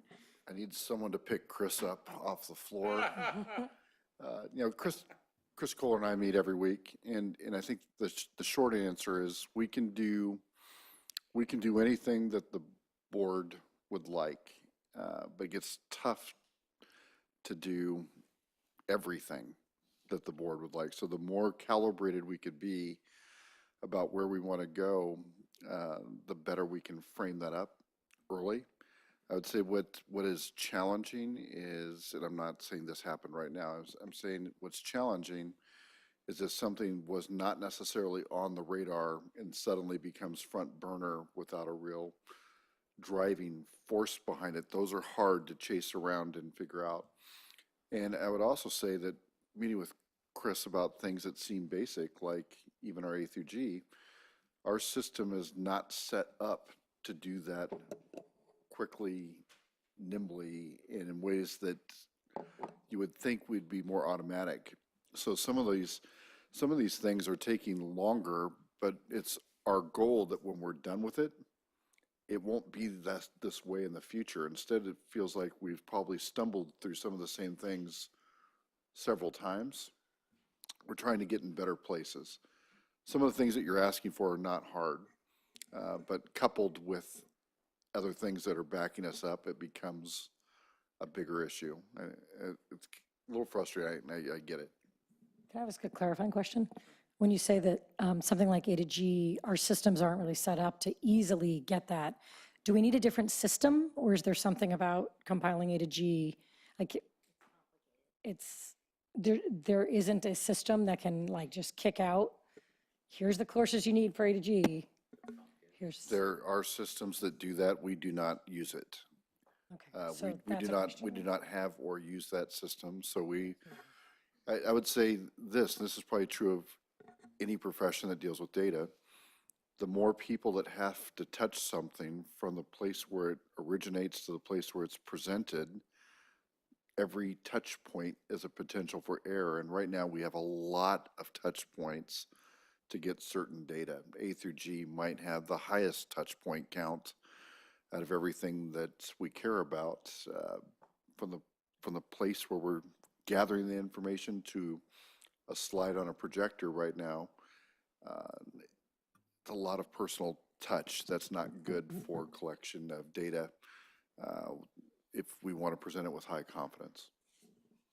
Okay, so I mean, obviously we're not going to solve it all right now, but it seems like if one of our goals is to increase the ability of kids to meet A to G requirements, we need to be able to identify who didn't meet them and why they didn't meet them in order to change that. So this feels like a high priority, gathering of info. So we'll keep that in mind when we meet at agenda setting tomorrow. Yep. Thanks, Mr. Dauber. Yeah, I mean, that's exactly why exactly why I followed up the question about A to G. One question that I wanted to ask the agenda setting committee was about, and I think it's consistent with Mr. Drop's question, is about when we might expect to see the next draft of the promise work, because I think one answer to the to this sort of feeling of not having control over the data that we're using is that I expect the next draft to have a set of metrics that are associated with particular goals and a reporting rhythm.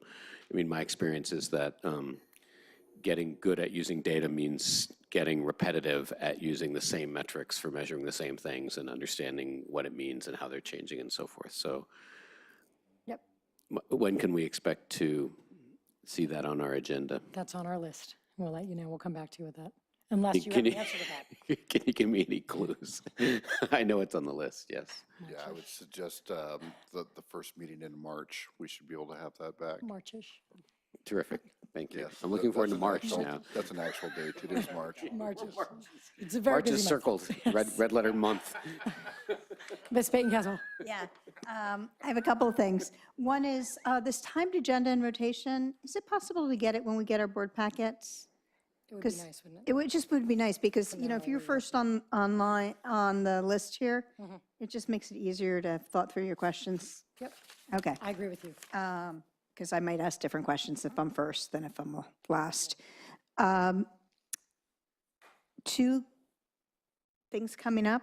One is the legislative brunch on March 2nd for the the Santa Clara County School Boards Association. They always have a lot of legislators there, and given that we have a new governor in town, that might be a good time to hear how our legislators are working with the governor. So I encourage you to sign up for that. And it's actually at Mission College, so it's not so hard to get to, and actually probably you don't have another reason to go to Mission College. Might be interesting for you. The other thing is congratulations to Dave Hashawara and his team. They have been chosen as an awardee for the Hoffman Awards, which is very exciting for the VA internship program that we have for our, is it the Futures program that's there? That's a fabulous program, and I think it's great that we're going to get recognition for it. And I hope some of you will sign up to go and cheer him on when he gets the award. So I think that would be really nice. And Vicki, I'm sure, can help make sure that we have a table there or something. Is that how we should do it? And Is that dinner? what? When is that dinner? It's Gotta get that on the calendar. Wednesday, It's on April 24th. Is that the Wednesday? It's that week. April 24th is a Wednesday. Okay, April 24th on Wednesday. Wonder what that flight is. Okay. It could be March. We could do it twice. Marchish, Marchish. I have one request about Ventura, about the discussions going on in Ventura, that we have somebody from staff as a connector there so we know what's going on, and if there are things that will impact the school district, that we are part of that discussion. I know we have the city school liaison committee, but it's not the same as having staff-to-staff discussion. Actually, the city school liaison committee now includes staff-to-staff discussion. And Ventura has been specifically discussed, and I think you've been in, Dr. Golden, you have been, yes. Okay, well, so then it would be great for us to just be kept updated on that. Maybe it's an info item. Okay, Mr. Collins. I have 3 quick things to report. First, everyone should have a committee update on the property committee. Two new things here. One is we're going to have regular meetings of the property committee. We've agreed to monthly meetings, Mr. Darup and myself, and Dr. Golden. And we are, and primarily to monitor the activity of the 2 bonds. I would like, I've tried to establish a norm with the City School Liaison Committee, we'll do it here as well, of providing written updates of every meeting to the board. I hope that's a norm that we can all adopt, because I think it makes our committees more useful if they're able to integrate with the whole and we know what the committees are doing. So I think, especially since our committees don't take action and don't forward things, except with the BPRC, of course, I think it's something that I think would be useful for all committees. We're certainly going to adopt it on the property committee.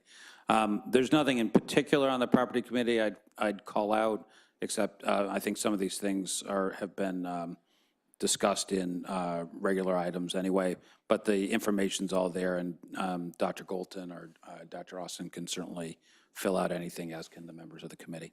The second thing is I attended the CAC meeting today. There was a CAC general meeting, and Ms. Conaway was the special guest and did a great job, I thought, going through a number of the initiatives that the district is taking on in special ed.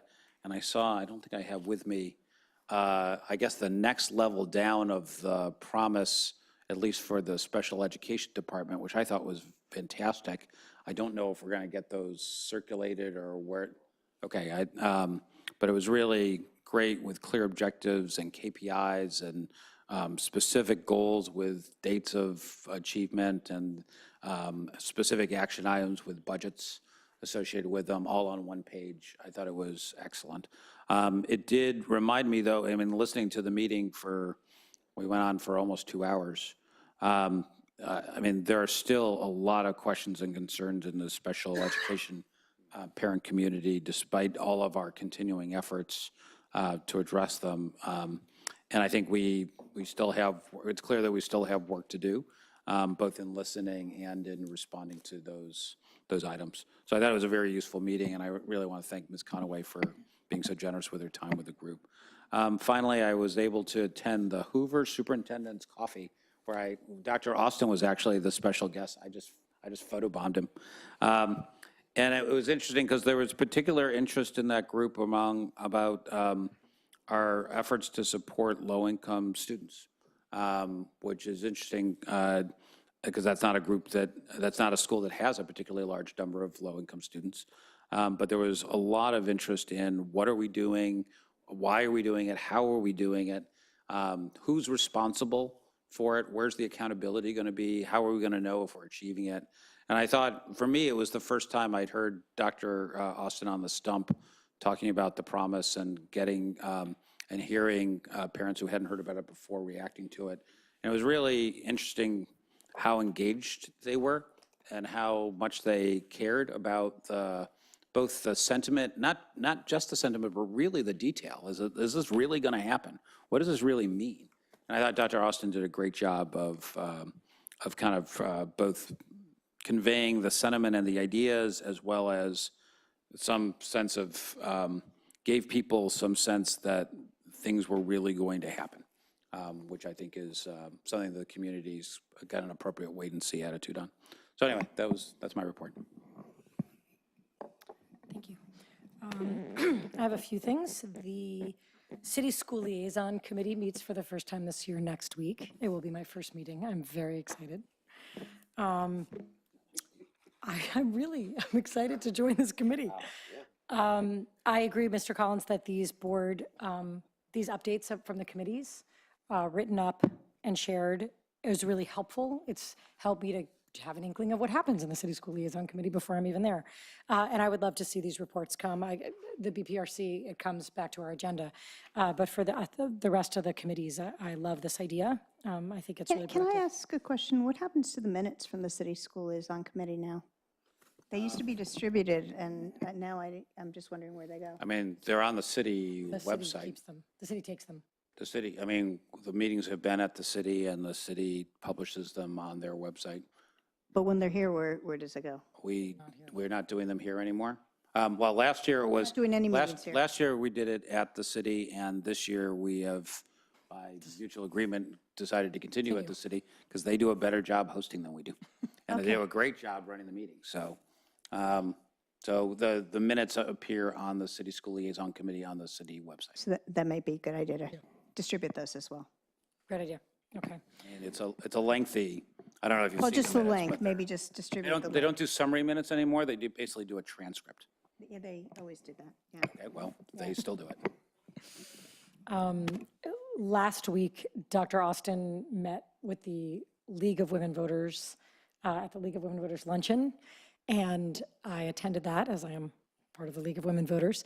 And I have to hand it to the League of Women Voters. They ask good questions.